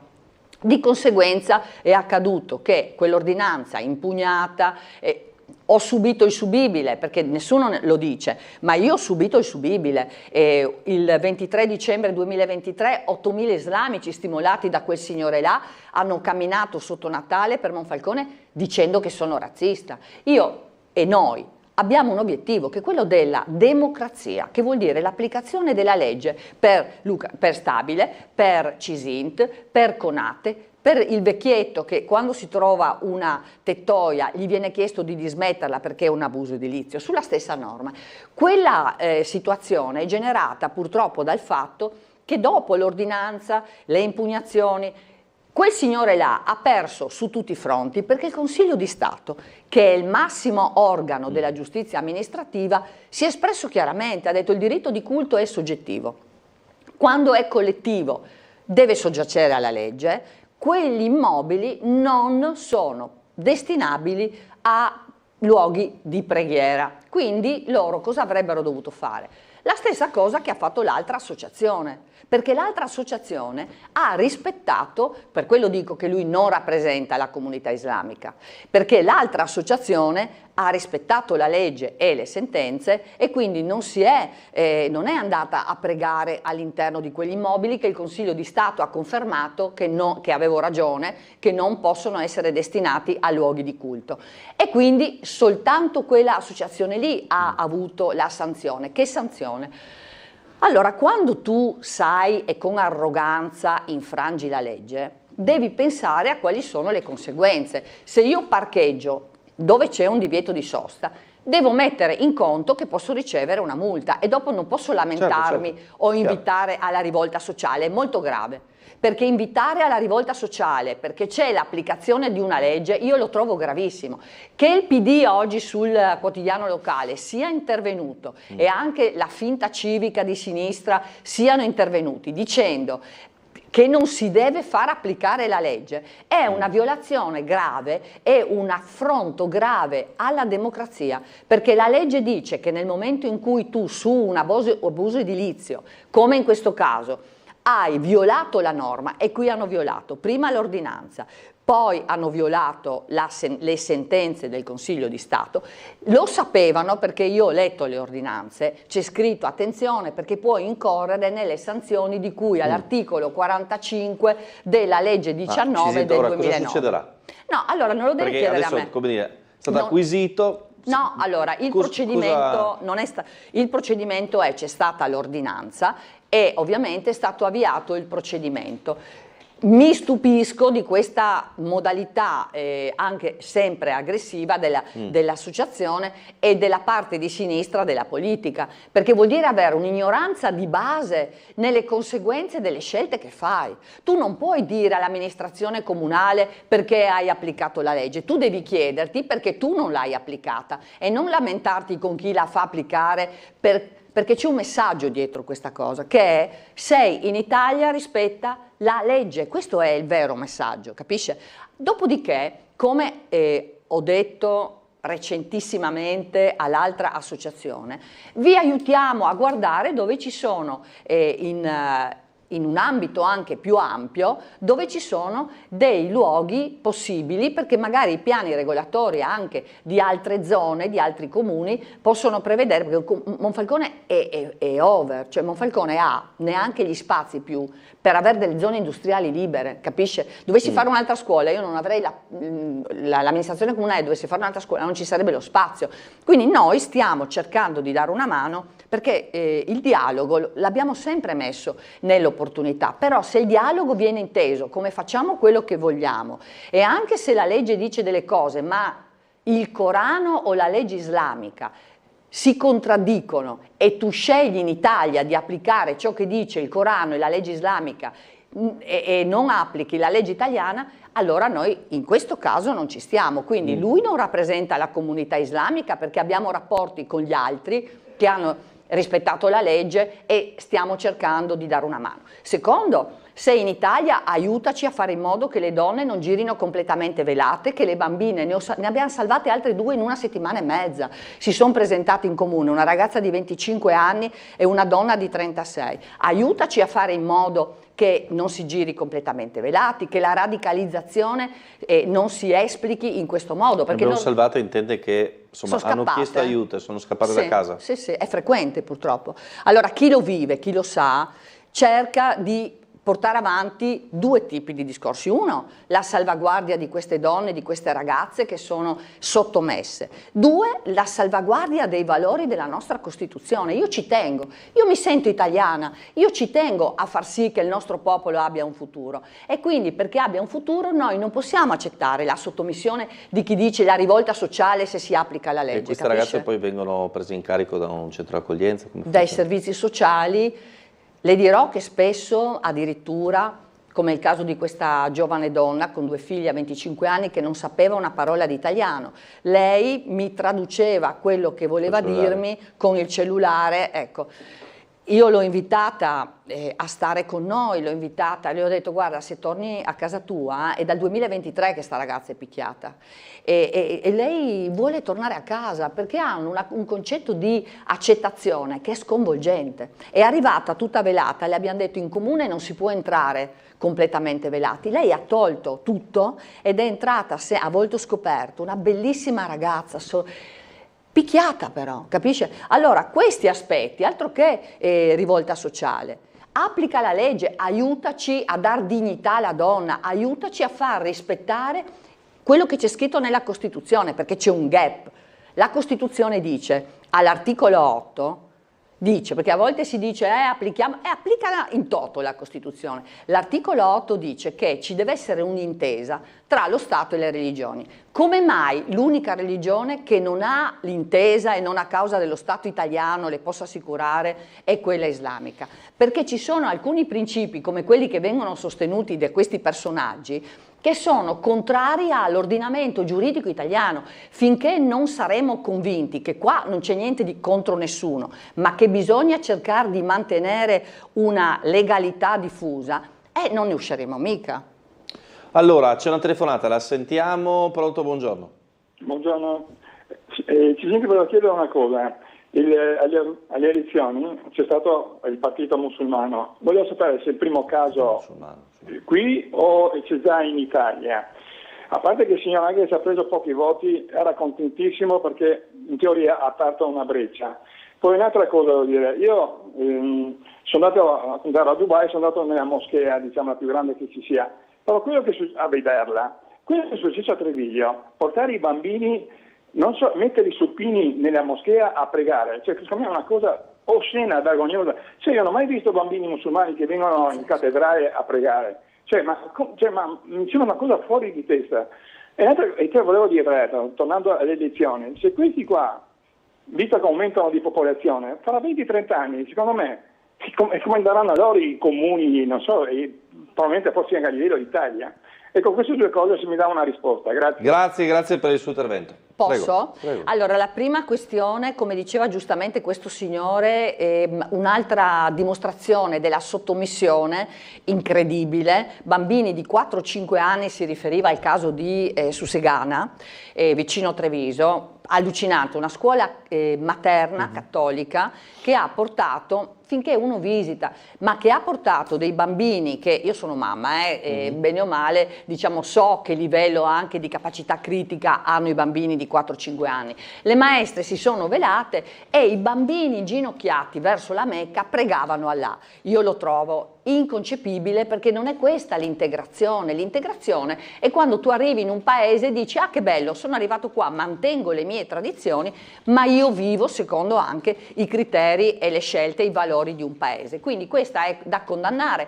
Ho fatto, lo dico, accesso civico, che è una forma importante anche che ci è consentita come europarlamentare al sindaco di Susegana, perché è anche da capire se quella moschea è una moschea regolare o irregolare. La seconda questione, ho chiesto all'ufficio scolastico regionale e se in che modo, diciamo, anche sono finanziati dai fondi pubblici, perché è una scuola privata parrocchiale e trovo abominevole che noi in Italia facciamo una scelta di questo tipo, perché non esiste la reciprocità, non esiste. Un mio amico è stato nei paesi islamici, durante il Ramadan non poteva camminare per strada con un panino. Okay? Ecco, quindi la reciprocità è impossibile da applicare, non c'è una norma costituzionale applicata, quindi io trovo che questi esempi siano abominevoli, vergognosi.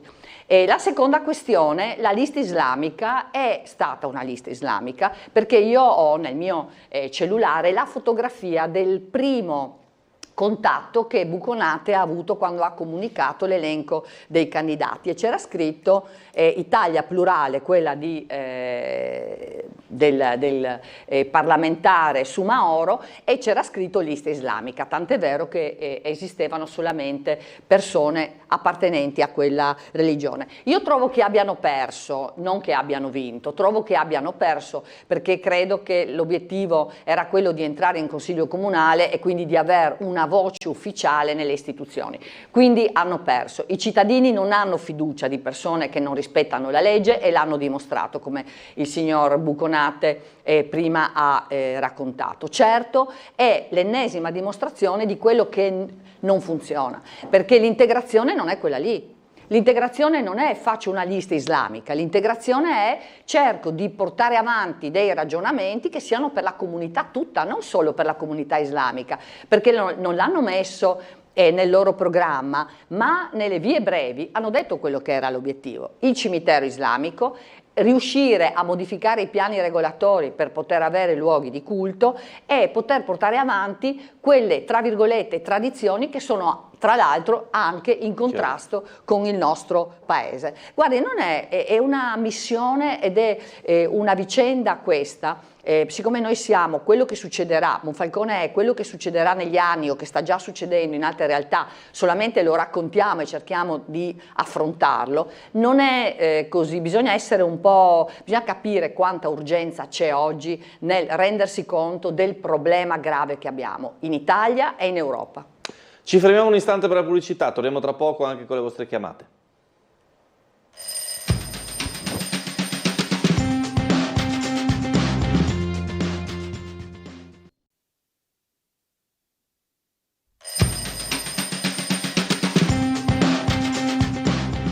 Eccoci qua, allora siamo di nuovo in onda.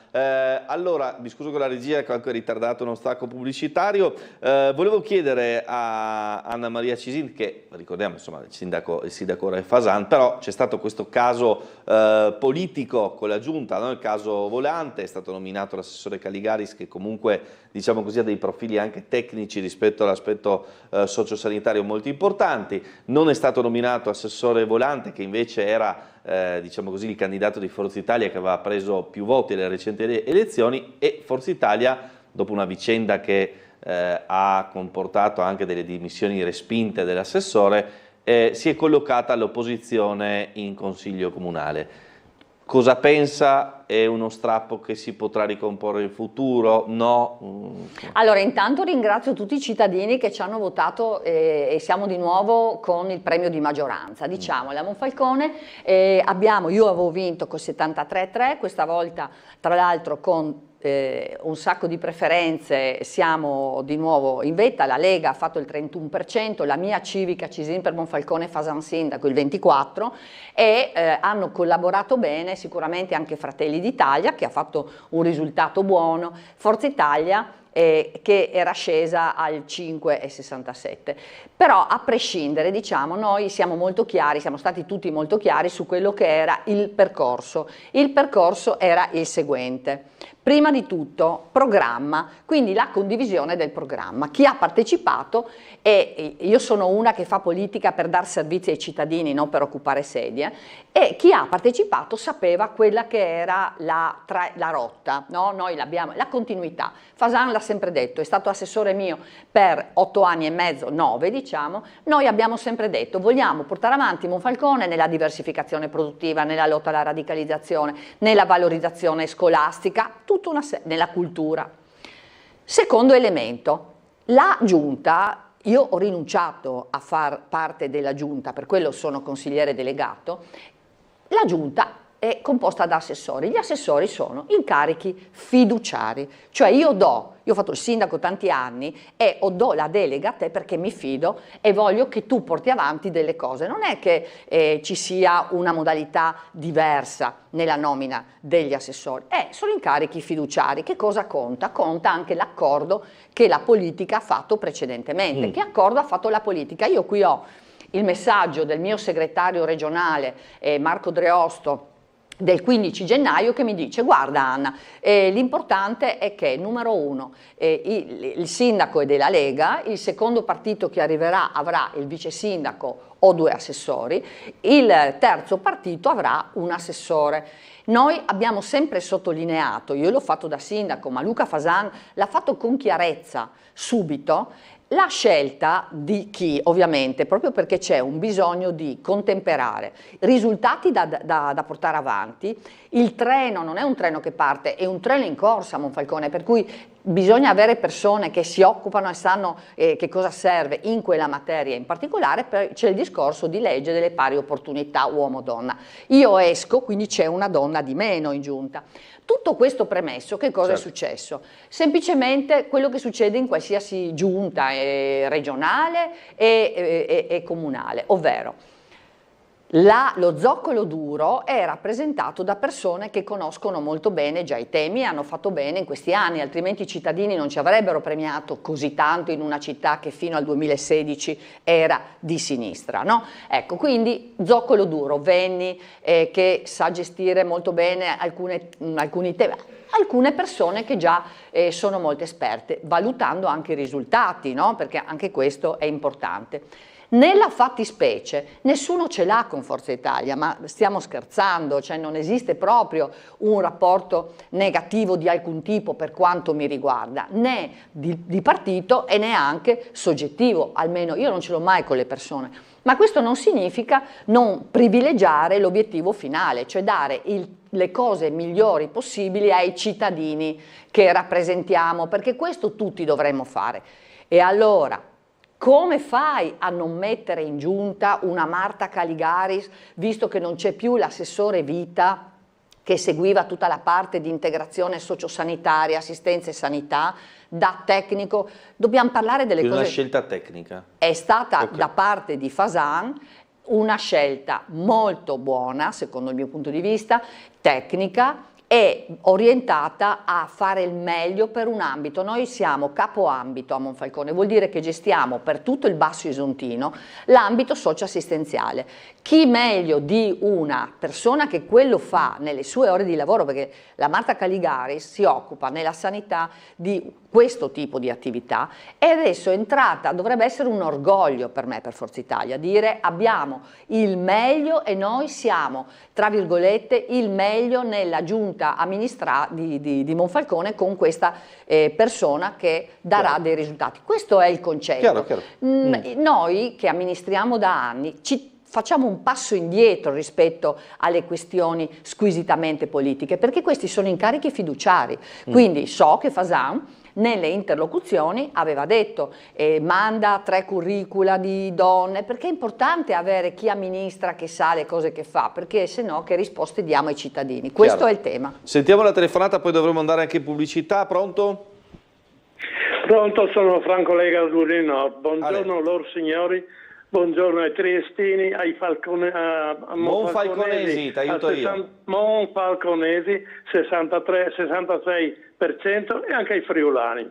Allora, dottoressa onorevole, io 6-7 mesi fa avevo detto no, che ai Fincantieri per non farli diventare più ricchi bisogna ottemperare nel discorso di dare la precedenza ai nostri friulani, ai nostri triestini, perché se i Fincantieri accettano dei lavoratori a 800-700, dopo il resto deve dare il comune in asili, in alloggi, luce, acqua, gas, eccetera. Ma no, non è possibile. Per far ricchi loro deve sopportare il comune le spese degli altri.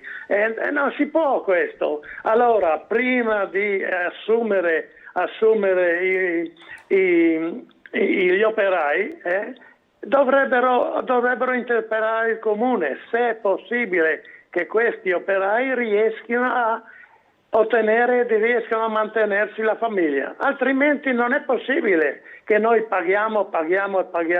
I monfalconesi dovrebbero ribellarsi, ma bene, ormai il 66%.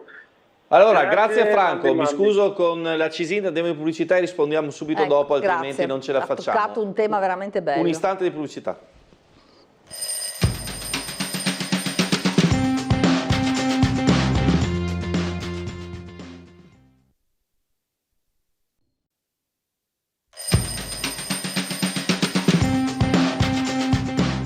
Bentrovati in diretta, ancora con Anna Maria Cisinta, europarlamentare della Lega. Dobbiamo una risposta al nostro telespettatore Franco, che parlava insomma della necessità di come dire, dare una priorità agli italiani come manodopera di Fincantieri. Questo era un po' in sintesi. Allora, intanto ringrazio il signor Franco, perché il tema centrale di Monfalcone logicamente ha un nome e un cognome, si chiama Fincantieri e lì ci sta sia il nome che il cognome. Allora, devo dire 3 cose. La prima, è ora di cambiare rotta, lo sto dicendo da tempo a Fincantieri, assieme al vice ministro Rixi l'abbiamo anche approvato a Firenze con la proclamazione di Matteo Salvini come segretario federale, con una mozione che dice alcune cose sulla portualità, che sono ovviamente anche peraltro quelle che il vice ministro Rixi sta portando avanti a livello Italia e anche a Trieste, ma anche sulla navalmeccanica. Che cosa succede? Pochi lo sanno, perché bisogna approfondire e spesso questo non avviene. Da anni, dal 2005, la scelta è stata di un'inversione del sistema produttivo, una delocalizzazione al contrario, che non mi vengano a dire che in quegli anni c'era bisogno di manodopera. Quegli anni sono quelli che invece hanno consentito a Fincantieri quella volta di pagare anche con paga globale. Io sono purtroppo molto franca nelle cose e quelle che dico sono anche supportate da studi, verifiche, quindi non è che parlo a vanvera su questo come sul resto. Hanno fatto una delocalizzazione al contrario, hanno preso la manodopera povera che è arrivata in Italia e l'hanno messa a lavorare per rimanere a galla. Adesso dal 2005 ad oggi sono passati tanti anni. Che cosa è successo? È successo che logicamente questa modalità di subappalto a cascata è diventata quella preferita da un sistema che invece dovrebbe incominciare a capire o a fare delle azioni nette su queste. Quali azioni? Prima di tutto sei una grande azienda, è la proposta che abbiamo fatto, sei una grande azienda, tu partecipi, prenditi le ditte più importanti, andiamo verso la stabilizzazione del lavoro che garantirebbe anche il rispetto del tessuto sociale, perché quello che ha detto il signor Franco è vero, ma non è soltanto i soldi che il comune dà agli extracomunitari, che essendo islamici le donne non lavorano e fanno tanti figli e quindi il 95% del welfare del bilancio comunale di Monfalcone va agli extracomunitari, come anche le case. Non è solo quello, è che ti distrugge un tessuto sociale. La prevalenza percentuale all'interno delle scuole, dell'infanzia primaria e le vecchie medie, quindi secondarie di primo grado, è islamica oggi. Non è solo Vienna che ce l'ha, è anche Monfalcone. Quindi oggi Fincantieri deve dare una regolata, lo dico con chiarezza e non smetterò mai di portare avanti questa battaglia, perché può farlo. Come?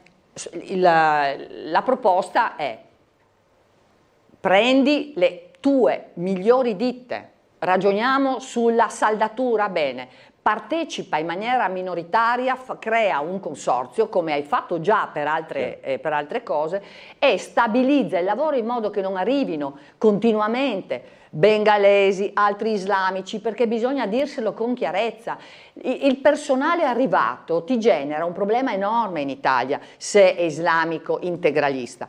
Se hai bisogno di persone, intanto stabilizza quelli che hai, con una partecipazione in un'azienda che tu vuoi portare avanti, dove ci sono delle buone aziende, e cerca di non utilizzare più quelle forme di appalti e subappalti che rendono la manodopera come dire, in maniera variabile, costantemente in modifica, cioè arrivano e se ne vanno in tempi brevissimi all'interno dell'azienda e all'interno Ma della una città. domanda è, cioè, siccome vediamo che comunque le commesse di Fincantieri sono importanti, è ovvio che sarebbe una domanda da fare più a Fincantieri che a Cisne, però quanto è realistico poter stabilizzare a livello di personale, diciamo interno o consorziato per Fincantieri, mi viene da dire locale, e come dire, c'è anche l'aspetto di un qualcosa che forse è più un luogo comune che una verità, però bisogna anche chiarire questo, cioè esistono gli italiani che fanno certi tipi di lavori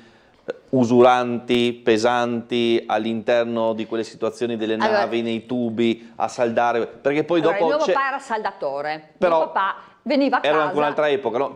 Mio papà era saldatore, veniva a casa ed era orgoglioso del suo lavoro, era orgoglioso, il senso di appartenenza e l'orgoglio me l'ha trasmesso lui, quindi non si dica che le persone non vogliono lavorare e che non hanno senso di appartenenza. Le cose vanno anche create con la formazione.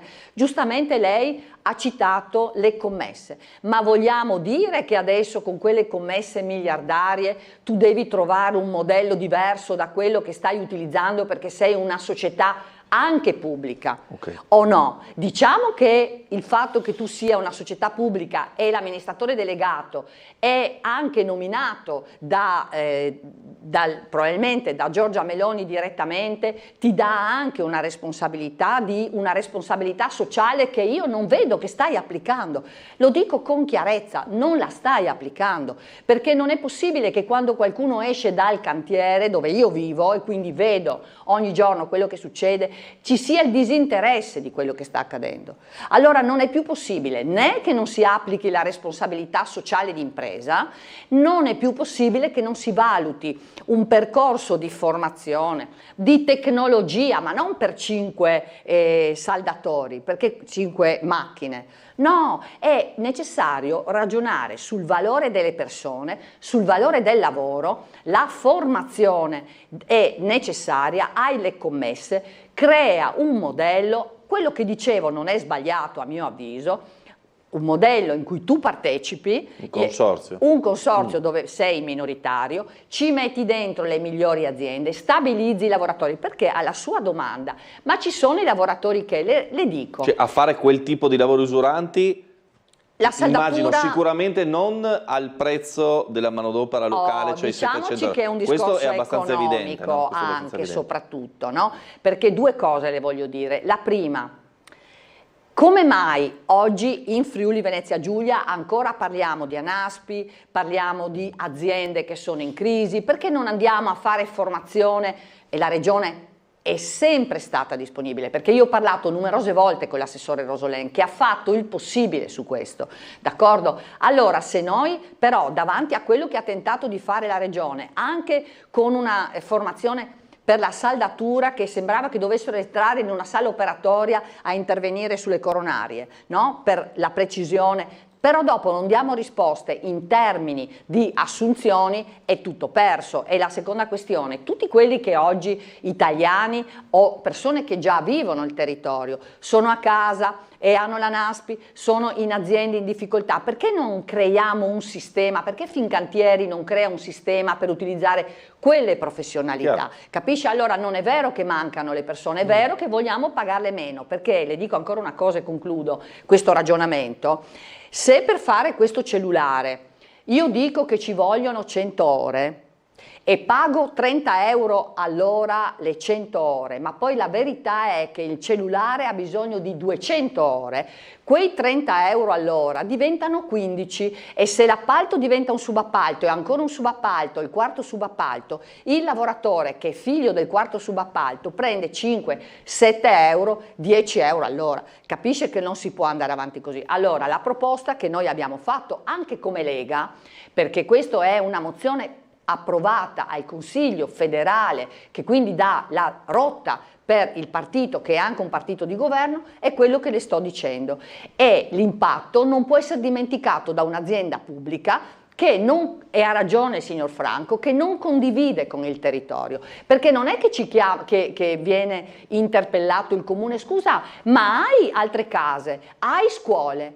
domando. No, certo, se arrivano persone a, che ne so, Ligosullo piuttosto che a in qualsiasi altra città e non ci sono aspetti, gestione di aspetti sanitari possibili, le scuole, dovrai dare delle scuole, ma il tuo territorio ormai è oltre il limite, non hai case, ma di che cosa stiamo parlando? Allora la condivisione col territorio è indispensabile, ma Fincantieri non la fa. Allora, sentiamo il telespettatore, abbiamo solo 2 minuti dalla fine, al volo, pronto? Sì, buongiorno, al volo. Volevo approfondire certe cose che ha detto la Cisint, che le ha messo a fuoco delle cose, però lei si dimentica una cosa, che fa parte di un partito che la legge per l'immigrazione è stata fatta dal suo primo segretario, uno dei primi segretari, Bossi e Fini. Quella legge là non va bene, la Lega assieme a Forza Italia ha governato 20 anni sugli ultimi 25, forse anche più perché era anche del 93, no? E dice poteva cambiarla. Queste cose non vanno Chiaro, mi scusi, abbiamo un minuto per rispondere, se no poi non posso andare avanti. Un minuto. Grazie della domanda, perché io sono anche un tecnico e quindi mi vado ad approfondire le norme. Le devo dire, posto che sono d'accordo sul fatto che molti cambiamenti dovrebbero essere fatti e alcuni noi li abbiamo portati avanti, la stretta sui ricongiungimenti e anche l'abolizione del vantaggio delle detrazioni dei carichi di famiglia per gli extracomunitari non residenti è fatta grazie a quello che noi come Monfalcone, come Friuli Venezia Giulia abbiamo portato avanti e sono leggi. Ci sono altre cose che andrebbero modificate e ne sono certa, sul velo integrale e altro, anche sulla condivisione con i territori degli arrivi, perché non è più possibile parlare solo di immigrazione irregolare. I problemi ci sono anche con quella regolare, che diventa regolare troppo facilmente, e anche i cittadini italiani che diventano tali, hanno delle corsie che sono da riportare su una careggiata. Però quello che diceva il signore è parzialmente vero, nel senso che tutte le norme hanno dopo la legge un SMI, che vuol dire successive modifiche e integrazioni, e allora purtroppo le devo dire che molte delle SMI sono assolutamente dannose. Non è vero che abbiamo governato, perché purtroppo è stato il PD che ha governato pur non essendo eletto per tanti anni. Certamente sono d'accordo sul fatto che ci sono oggi, speriamo che la parte del governo che sta assieme a noi al governo ne sia altrettanto convinta, ci sono delle modifiche che vanno sicuramente portate avanti, però quelle SMI, cioè successive modifiche e integrazioni, fa sì che quella legge che oggi però è sicuramente scaduta nei tempi come la Bossi-Fini, è stata già molte volte modificata e alleggerita purtroppo. Grazie all'onorevole Grazie Cisint, a voi. è tutto, restate con noi.